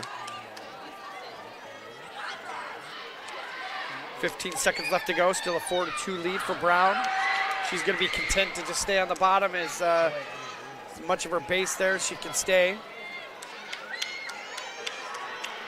Not going to have enough time. Ella Brown of Cedar Rapids Kennedy is on to the next round of the consolation matches. She's on to round 6. We're going to take a very short break. We'll be back to recap what we saw. We'll be back. You're watching the Girls Union Digital Network, powered by Mid-American Energy Company.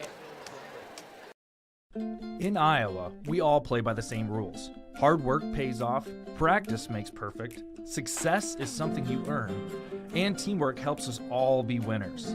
The Iowa Pork Producers Association is proud to support statewide high school athletics, because on our team and on yours, what we bring to the table is what brings us all together. Learn more about our commitment to Iowa at iowapork.org.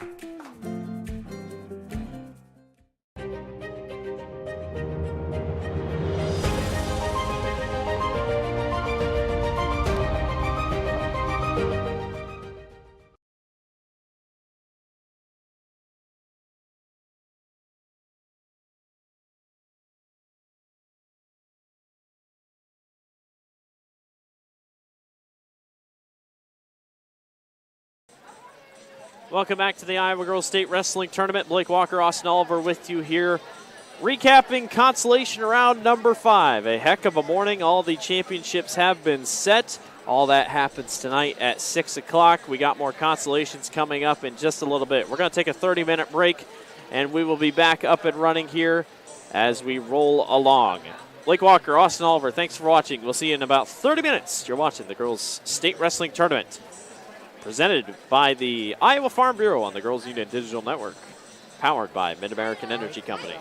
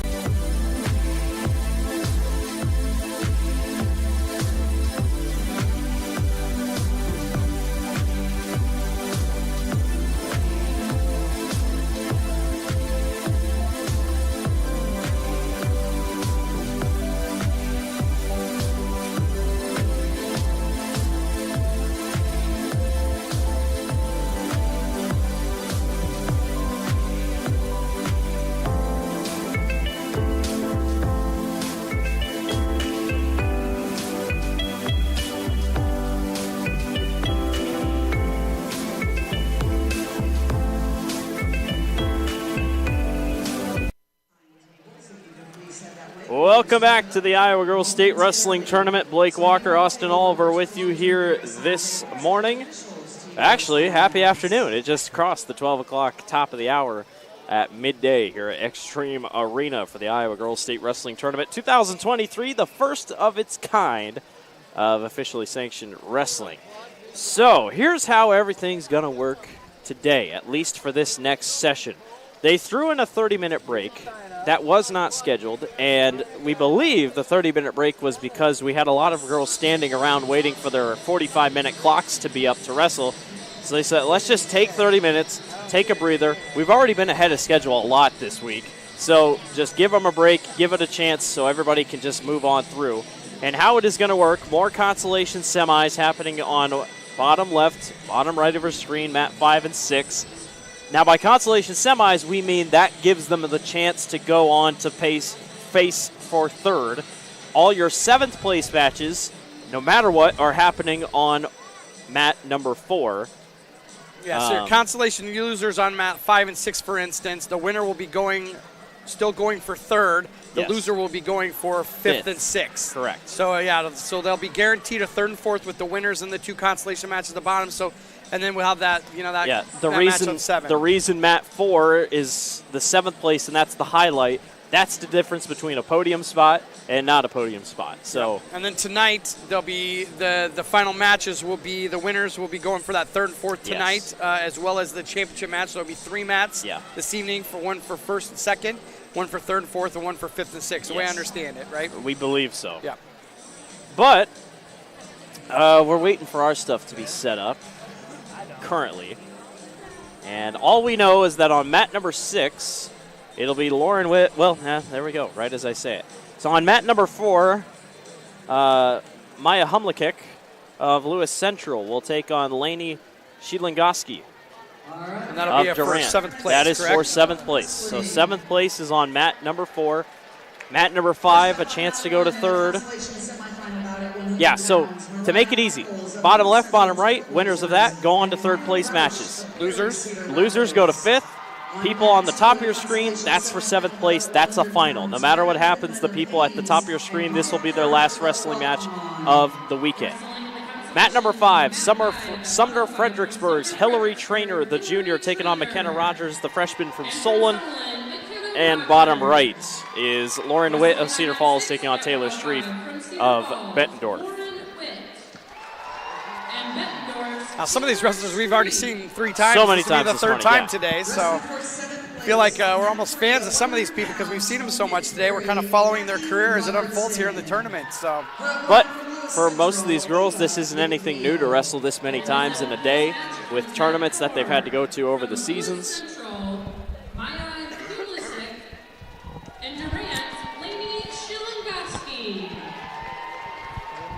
Yeah, so Maya Humlisik of Lewis Central and Lainey Shielingoski.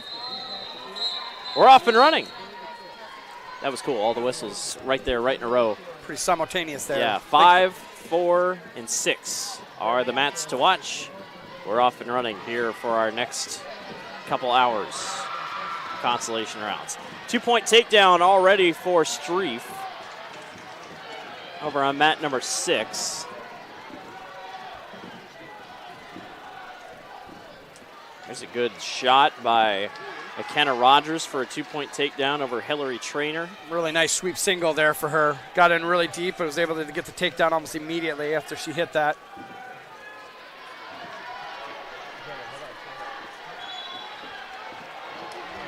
All weight classes on the floor right now, 105 pounds across the board on our screens.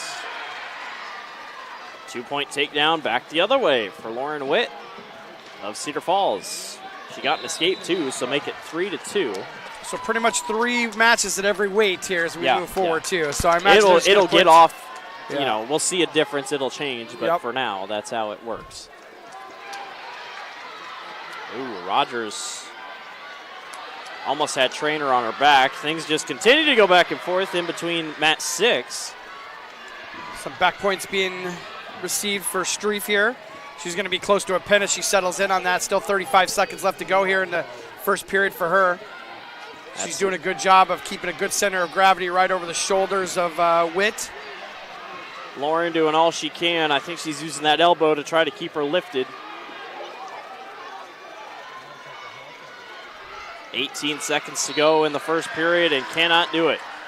Taylor Streif is on to the third place match at 105 pounds for Bettendorf with her victory over Lauren Witt. Witt will go to the fifth place match. Definitely help with Bettendorf's team points as well, seeing her move into that third or fourth place match, especially with the pin coming off for the consolation rounds as well. We're going to the second period on mat 4. Still nothing going for Humlisek and Shielangoski. And we're just now getting to the second period on mat number 5.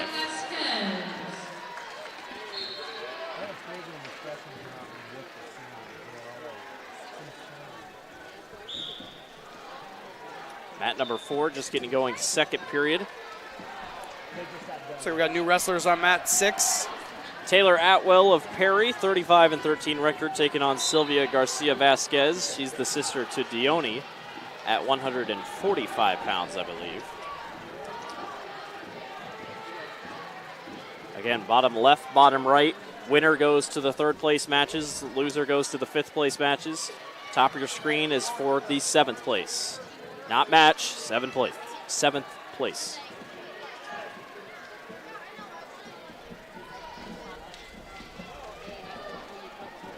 Mat 5, McKenna Rogers still up 2-1 over Hillary Trainer. 30 seconds into the second period. Oh, a couple of reversals, almost reversals going back and forth on mat number 4.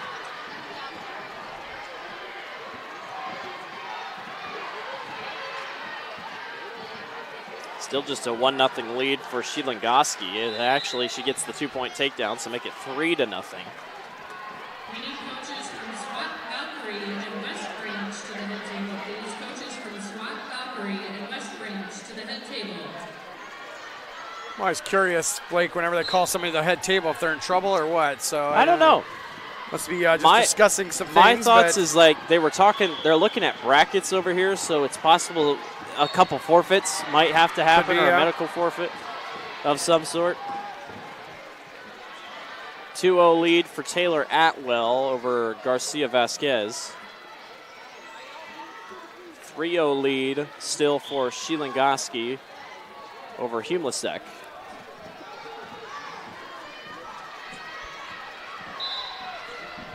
It's been a tight one on mat 5 between Trainer and Rogers.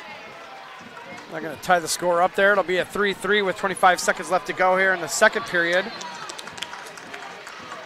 2-point takedown by Vasquez. So Garcia Vasquez ties it back up at 2 apiece on mat 6. We're underway in the third period on mat number 4 for 7th place.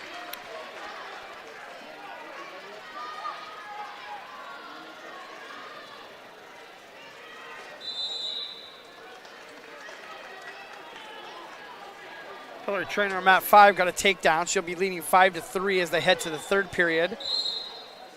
They're going to be starting the neutral position. 2 minutes left to go.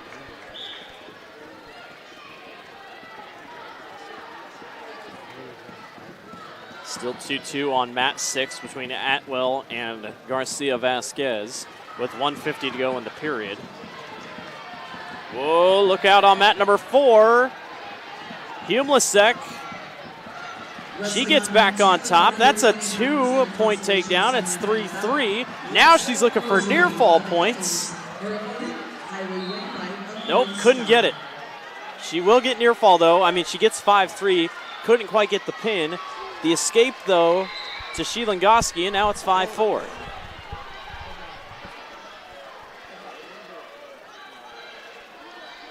Things are heating up for 7th place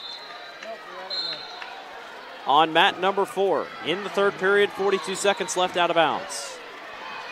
Rogers 2-point takedown. What I think we'll see with a lot of these 7th place matches is people are just going to leave it all on the line. Yeah. You know, there's nothing else. Got to try to get. You want to get podium. Yep, you want to be on the podium. Nothing to save that energy for. You know, you can see the end of the tournament in sight, and it's 6 minutes to some kind of glory, even if it's 7th place glory. So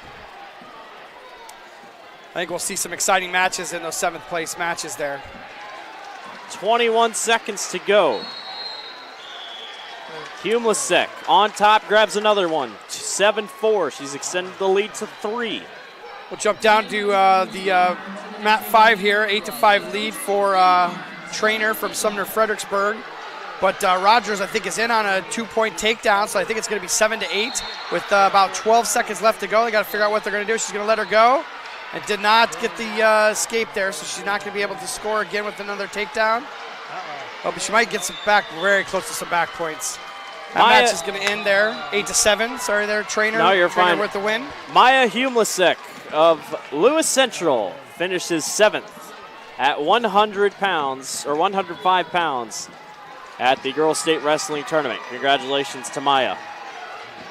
Laney will finish 8th, but that's a podium finish for Lewis Central and Maya. Congratulations to her. Phenomenal season for both those two. Vasquez in the 2nd period, currently riding on top, 4-2 over Atwell. I think she's going to get some back points here. She's been working this crossface roll under here for most of the period here, and maybe not going to have enough time here. Just 7 seconds left to go in the 2nd there. Wrestling on mat 2 at 130 pounds in the Consolation semifinal bout. We're going to go to the 3rd. It'll be 4-3. Got a new match on mat 5 here. It's Ellie Wheats of Vinton-Shellsburg up against Addison Moser from Anamosa, 2 wrestlers we've seen several times already today. Once again, they'll be fighting for that chance to go up to battle for 3rd place.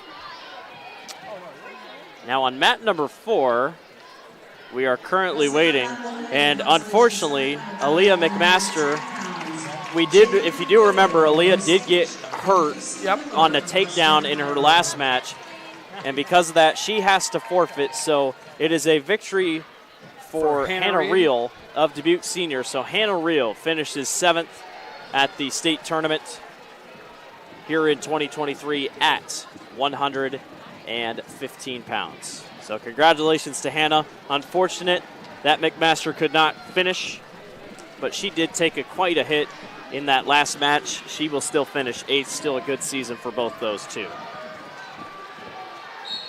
Podium finishes mean a lot to these girls. Yeah, absolutely. The joy on some of these girls' faces, even to finishing 7th, it does not matter.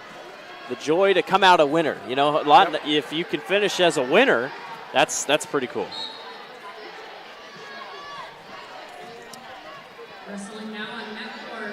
Mat number 6 is getting interesting. 3rd period. Sylvia Garcia Vasquez leads 4-3 over Taylor Atwell. And whoa, Atwell. Can she get back on top for enough for 2? Garcia looked good early. Now Atwell's looked a lot better in the second half of this match.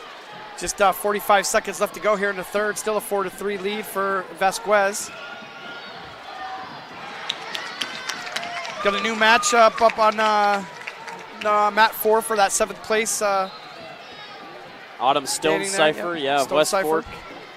Ava Heiss of Waverly Shell Rock, or Heisey of Waverly Shell Rock. Already a 2-1 advantage for Eva. On mat number 6, it looks like Sylvia Garcia Vasquez is going to hang on here. She's got to take down there late in the period here to kind of make it a little bit safer for her here as the last 5 seconds of the match trickles down.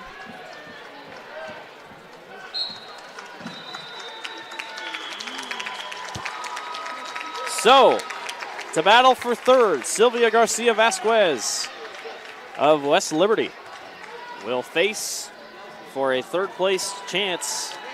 It'll be mat 5 here. The winner of mat 5 will be who she's up against. So it'll either be Ellie Wheats or Edison Musser.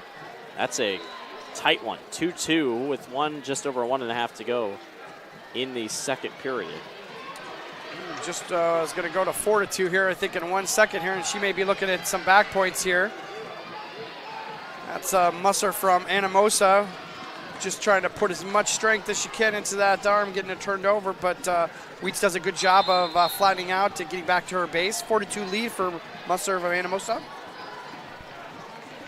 We got a stoppage on mat 4. Well, actually, it's the end of the period, but the officials are they're both talking here about something.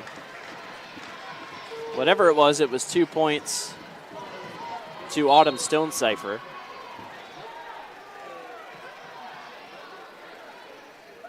So it's 3-2. They'll go the second period in favor of Stonecipher. She gets to start on the bottom.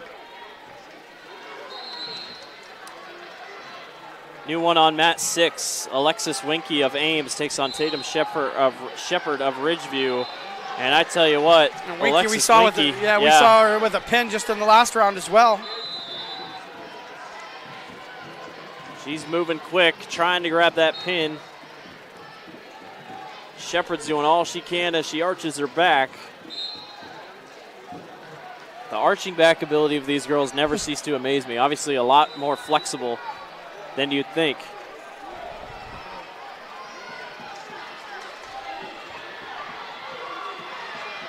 Musser with some back points there, but once again on mat 5. It's going to be the end of the period. She gets saved by the end of the period. Wheats was in a lot of trouble there. Alexis Winky of Ames with the pin and fall. And she is moving on to the third place match.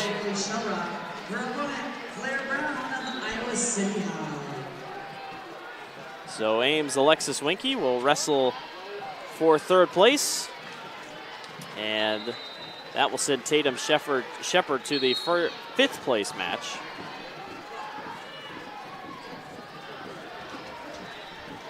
Yeah, Winky's just ripped through those last two matches. She's looked really good, looked really strong. Definitely getting some momentum for that third place match moving into that one.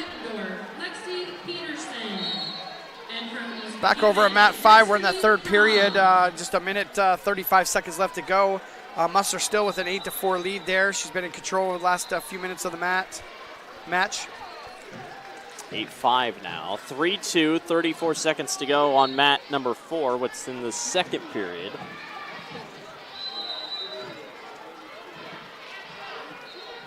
And we got 2 more points, this time going to Heise. So Eva Heise gets a 2. Make it 4-3. Lexi Peterson of Bettendorf on mat number 6 at 130 pounds, taking on Destiny Crum of East Buchanan. Potentially dangerous. Got to give credit to these officials. They've worked hard all day yesterday, all day today, keeping up on possibly dangerous situations, trying to keep these girls safe.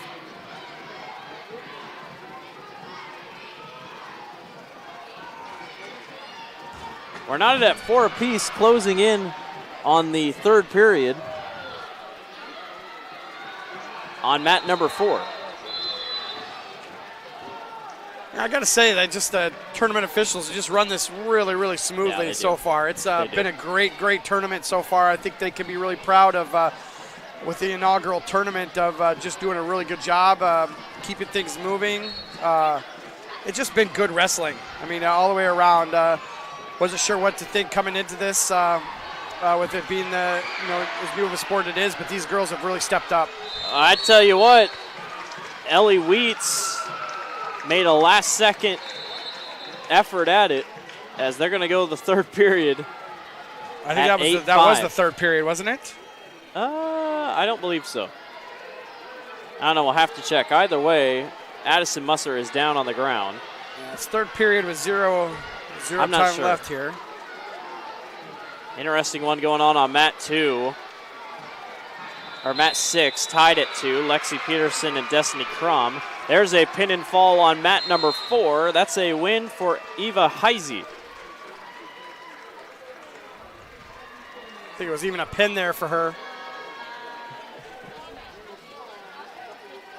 Trying to figure out if our wrestler on mat 5 mat 5 is done. I think it is I'm not sure. Because Musser's the one that's Musser won. Yeah. Musser won, but she's injured on the floor right now.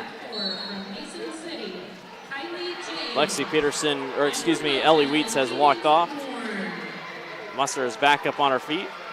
I think she's just probably physically spent. Yeah, I mean, I noticed she did take off her leg band and had taken that off at that point, but so she had enough enough left to do that.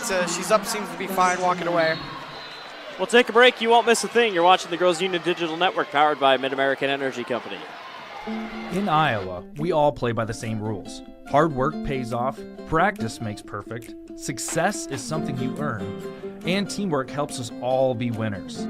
The Iowa Pork Producers Association is proud to support statewide high school athletics. Because on our team and on yours, what we bring to the table is what brings us all together. Learn more about our commitment to Iowa at iowapork.org.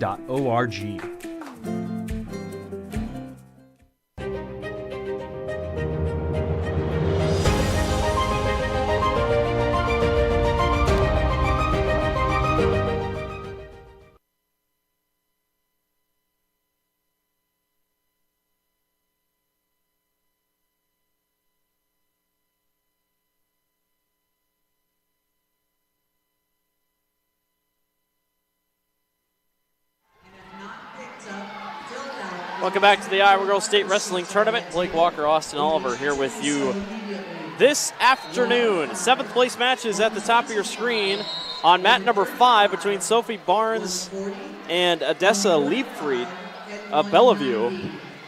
Barnes with the pin and fall in just 19 seconds. So she will move on to the 3rd place match at 125 pounds. Meanwhile, on mat number 4, it's a 3-2 lead for Kylie James of Mason City over Cadence Bourne of Wilton. And on mat number 6, we currently have blood time between Lexi Peterson and Destiny Crum. That's in the 2nd period.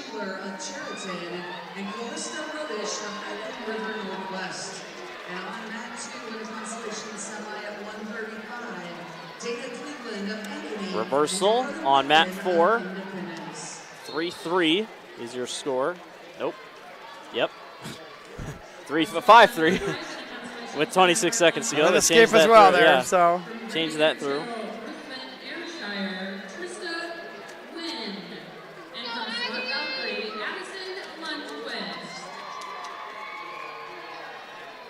Closing in on the end of the 1st period on mat 4 there. Got a couple new ones on mat 5 just coming in. It looks like Trista Gunn from Gradier Ruthven Ayrshire and Addison Lundquist from SWAT Valkyrie. We'll be wrestling at 110 pounds for the chance to go to 3rd place. Your 7th place match is headed on to period number 2 over on mat number 4.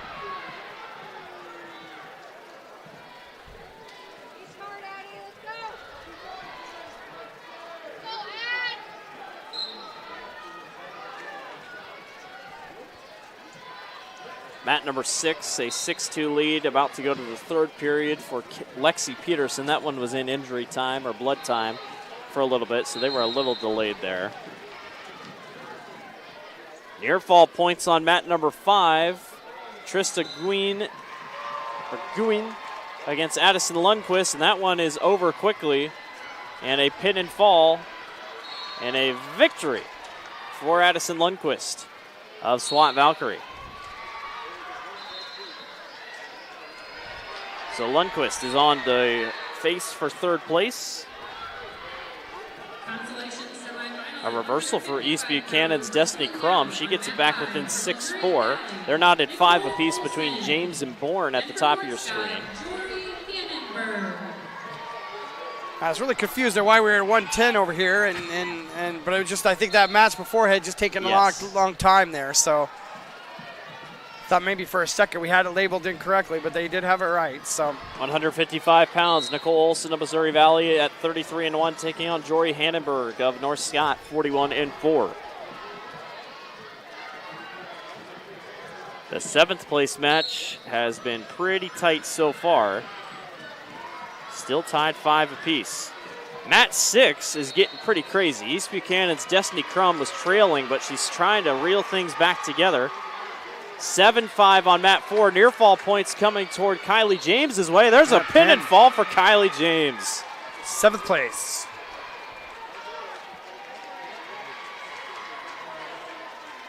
Things turned quickly there. It's pretty even for the most part. Things changed in a hurry.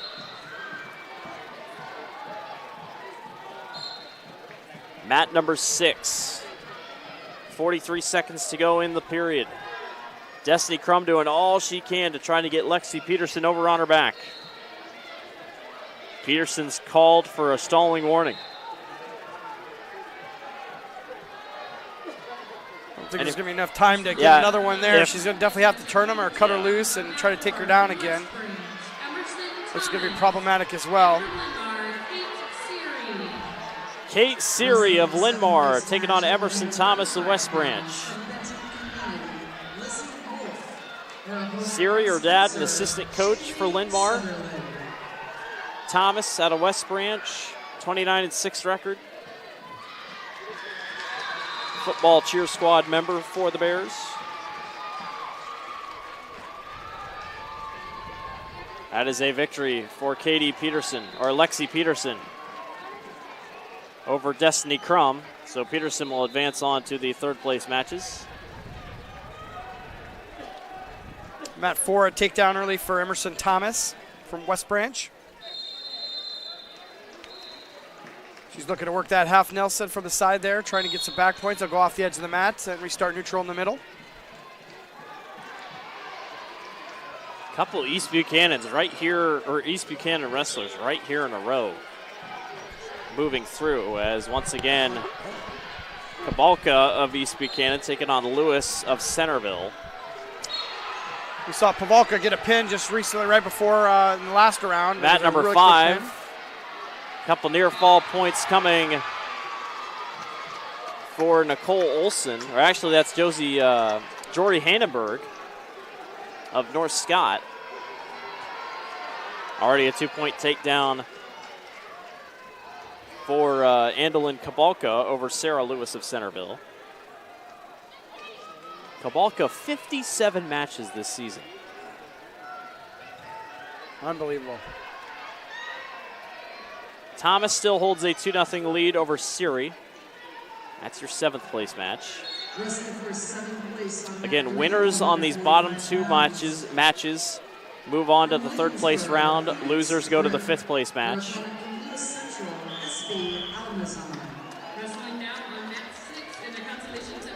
1 minute to go in the second period on mat 5.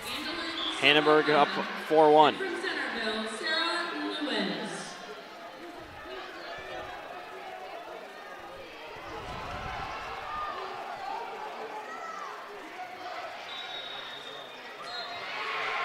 On mat 5 here, we got a step over here for a really tight pinning combination here. Is going to get 3 points. That's Hannenberg in control of that one, trying to get that pin. It's got to be really close there. She has got that just locked tight. Trying to figure out what the referee's looking at here. It can't be very much there. I don't know where she's going. Holy cow. He's trying all he can here. 20 seconds left in the second period. Can Hannenberg hang on? One thing's for sure, Nicole's... It is Olsen. Yeah, it is Olsen with the pin combination. Yeah. I got that wrong. My bad. I mean, Olsen's going to get near fall points, so it's 6-4, but she could not grab the takedown. Lewis, I believe, or I think Kabalka, I believe, got the victory over Lewis on mat number 6. I could be mistaken. We were paying attention to mat 5. 2-3. Yeah, it looked like a... Well, yeah, that's the thing. I don't know if... you try to tell based off their body language when they come off the floor. I think Kabalka won, but I'm not entirely sure. Can we hit that? Let's see. Wrestling on mat 1 in a consolation that's not. Maria Brown from Center Point, Urbana, and Emily Waters of Anamosa. Mat number 6, Isabella Deeds of Ridgeview taking on Alex Harswick of Gilbert. 2-point takedown on mat number 5. We're tied at 6 between Hannenberg and Olsen. That one's been competitive. It has been. This has gone back and forth. Big moves on both sides. Got a minute 30 left to go in that one. That's in the third period at 155 pounds. Oh, near fall points on number 5. There's going to be 2 for Hannenberg. It's Still going to has be that cradle, yeah, though, still yeah. has it, but it'll be 8-6 if she holds. I think we got a new match on mat 6 as well. Yep, Deeds and Harswick. Yep. Thomas takes a 4-0 lead as they go out of bounds on mat number 4 for a 7th place spot. Once again, couple more. That's Hannenberg just trying to settle that cradle down, but can't do so. Gets the 3 back points. That'll give a 9-6 lead for her. 8-6. Actually, they only gave her 2 points for near fall. 38 seconds to go. Time is running out. She's got that cradle back in again. She locked it up. She's going to take it backwards here. She's going with it. Yeah, Nicole's got to do something quick here. She just can't seem to move. Good job by Hannenberg to keep her in a good spot. Boy, Olsen had Hannenberg right on her back. It just could not get the pin, and it might come back to bite her. Olsen's going to try to get back up and try to reverse it. Got to get a reversal. 4 seconds. It's going to be close. 3, 2, 1. She can. She holds onto that leg not for the win. She just locked her hands around that leg and would not let that single leg go. Saved her the match. Jory Hannenberg moves on to the 3rd place match at 155 pounds.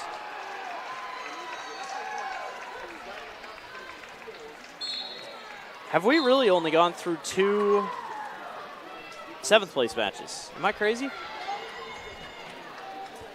We're at 110 pounds? That can't be right, is it? I'm not sure. So Has it's about, to be wrong. It's about 8:15 at 110 pounds. I don't know what's going on. So Okay. that's what it looks like it is. Because the other one's at 145. I just don't think we've been that far behind. There's no way. We've done more than 3 matches. We'll figure that out. It says 110 on our sheet, but there's no way. Everyone else, I don't know. Could it just be a timing thing where Could be. these guys are at 45 minutes? Because I could have swore we're at 145.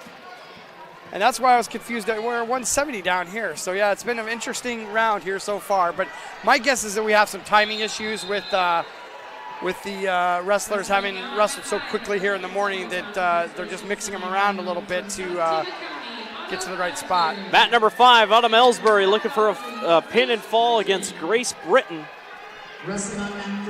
One of the Ellsbury sisters is already going to wrestle for a championship. The other one wants a chance to finish 3rd. Meanwhile, on mat 6, Alex Harswick took a tough hit against the hockey wall as she tumbled out of bounds. Haven't really seen that a ton.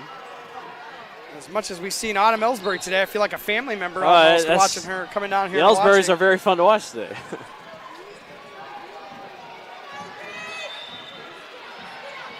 Ellsbury out of South Tama, Toledo area. There's the pin and fall.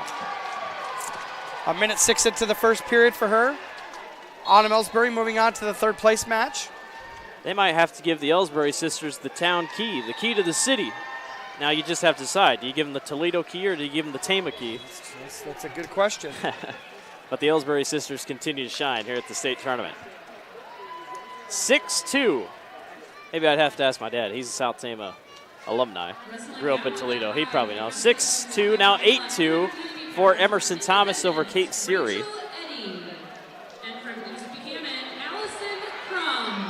Allison Crum of East Buchanan will take on Rachel Eddy at 190 pounds. Eddy out of Independence.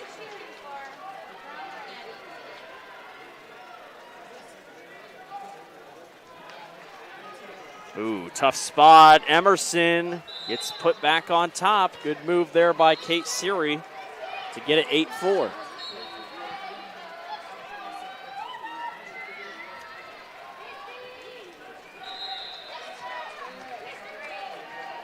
One-point escape for Thomas.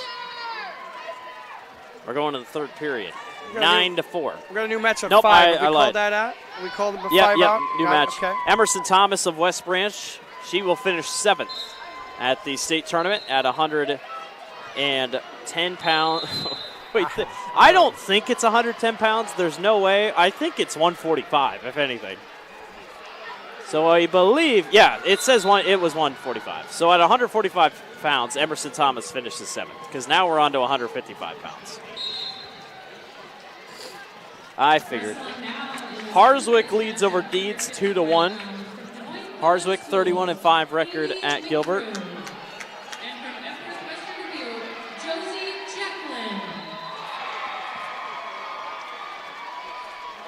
Oh my gosh, maybe it was at 110. I don't know, man. I'm so confused. Why did we just jump? I couldn't tell you. It was probably another timing thing. It could be, Been. It could be, yeah. All right, well, that was for 110 pounds. We are at 155 now. Des Moines Public Schools' Haley McGrew at 30-4 takes on Josie Jecklin, 26-6 of Western Dubuque. That is a 7th place match. Good one on mat 6. That one's in the 3rd period. 2-1 lead for Alex Harswick, but she's stuck on the bottom right now in the 3rd period. Got to try to hang on here.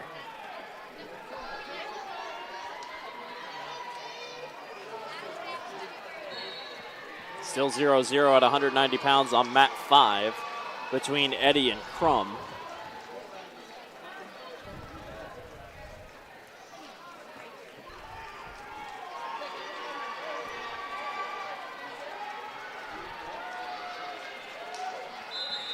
They'll go to the 2nd period on mat 5. Now, one thing that on mat 6, Harswick has to be careful with, don't want to get called for stalling here. Yep. You have a lead. Tie up that score. Yeah, yep. you have a lead. You'd more than happy just sit, but can't quite do that. Got to at least keep trying to move. 2-0 lead for Josie Jecklin of Western Dubuque.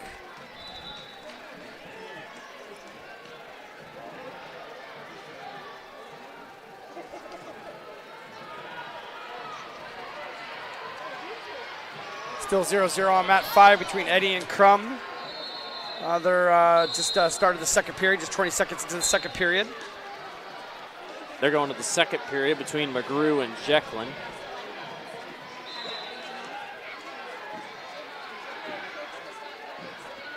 Harswick trying to hang on here. Nope, potentially dangerous spot. That might be all that Isabella Deeds needed here.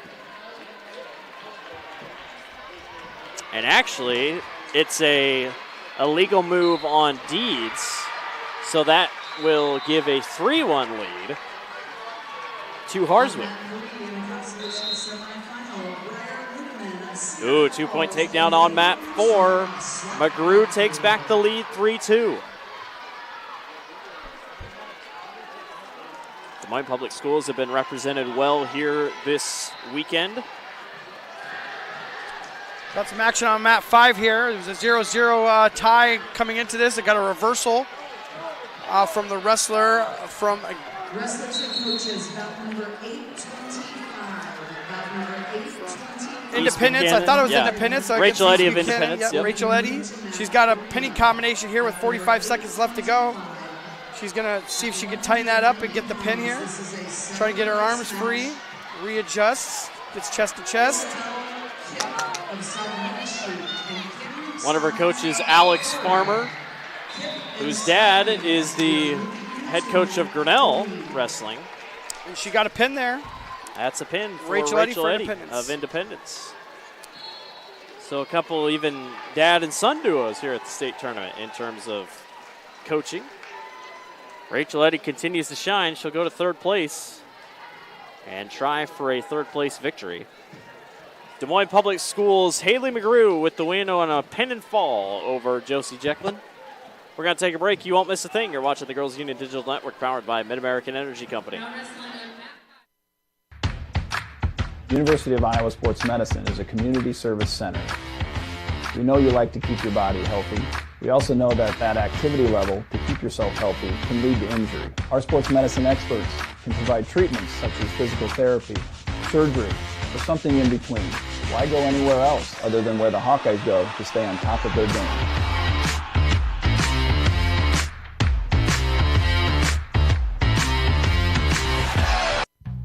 Across Iowa, you don't have to look far to find a bank that's got your back. From just around the corner to the next town over, hundreds of neighborhood banks are going the distance to ensure your future looks brighter than ever. by providing jobs, supporting local businesses, strengthening communities, and helping your dreams become reality. Here, the life you build is backed by Iowa banks. See how banks are making a difference near you at iowabankers.com. Welcome back to the Iowa Girls State Wrestling Tournament. Savannah Sistad taking on Emma Cook of Colfax Mingo. Sistad had that tough loss to Heinrichs of Waverly Shell Rock. That puts her back in the either 5th or 3rd place matches. Sistad out of Creston, a football player for the Panthers.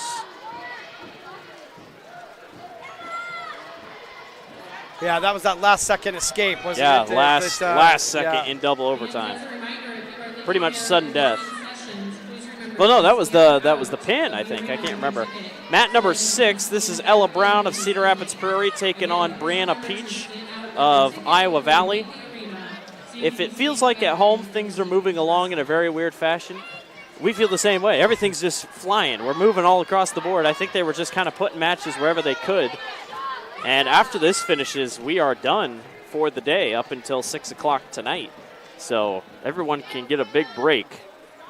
I'm not sure if they're going to have people try to leave or if they're going to make people leave the arena or not. But that's a long time that they're going to have people sitting here. Yeah, I would think they're going to close it down to get the mats set up for the finals and everything. I would assume so. Takedown for Emma Cook of Colfax Mingo.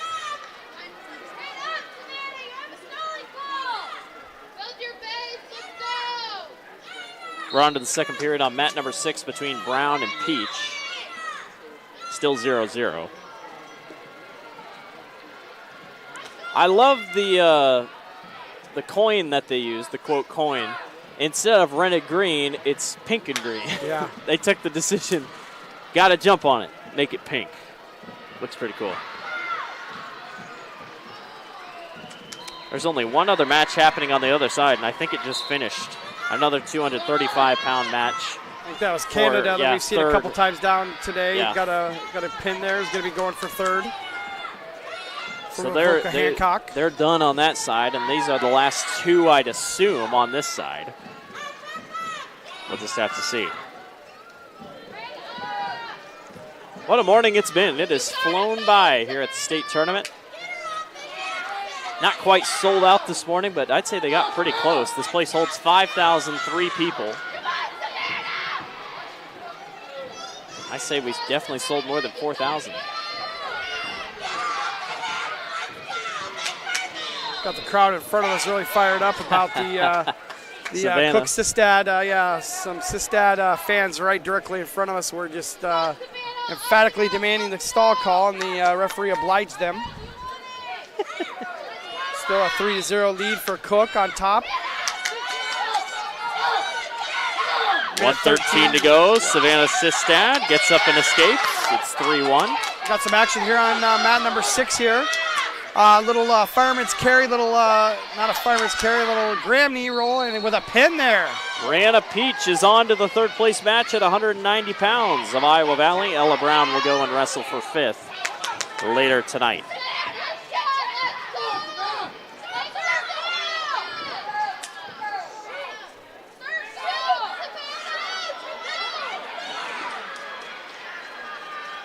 Had Cook with another takedown there, widens her lead to 5-1 over Sistad. 30 seconds to go in period number 2. This looks to be the final match, the only one going on right now. Of the entire session here. Cook and Sistad. So for context of how everything has flown along, this session was not technically supposed to end till 3 o'clock. That was the estimate, that was the time that they set it. And it's going to finish here before 1 o'clock. So things have moved along nicely.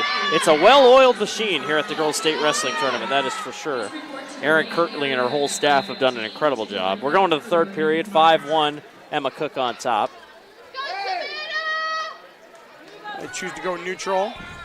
So Sistad will be looking to hit a big move here to get the score tightened up. She'll need something like a takedown and back points to keep her in this match. Once again, we just want to let everyone know that the championships tonight will be here on the Iowa Girls High School Athletic Union YouTube page. You can catch all the action as the championships start at 6 o'clock this evening, along with the third and fifth place matches. All of that takes place tonight at 6 o'clock. It is going to be a historic night and a fun night. And if you plan to get here in person, I highly recommend you buy your tickets online, because I have a good feeling we might be close to sold out tonight, just with how the crowd has been. So don't expect general admission tickets walking in the door to be too easy to get. Minute 10 left to go here in the third period between Sistad and Cook.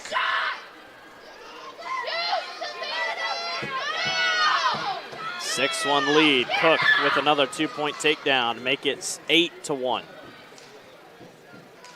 Over top of Savannah Sistad.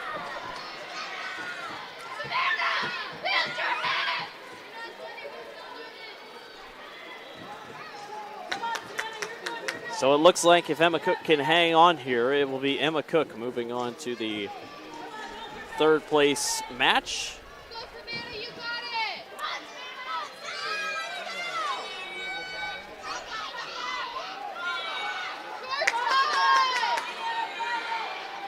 Trying to pull her over, actually, and look for a pin if she can get it. 18 seconds to go.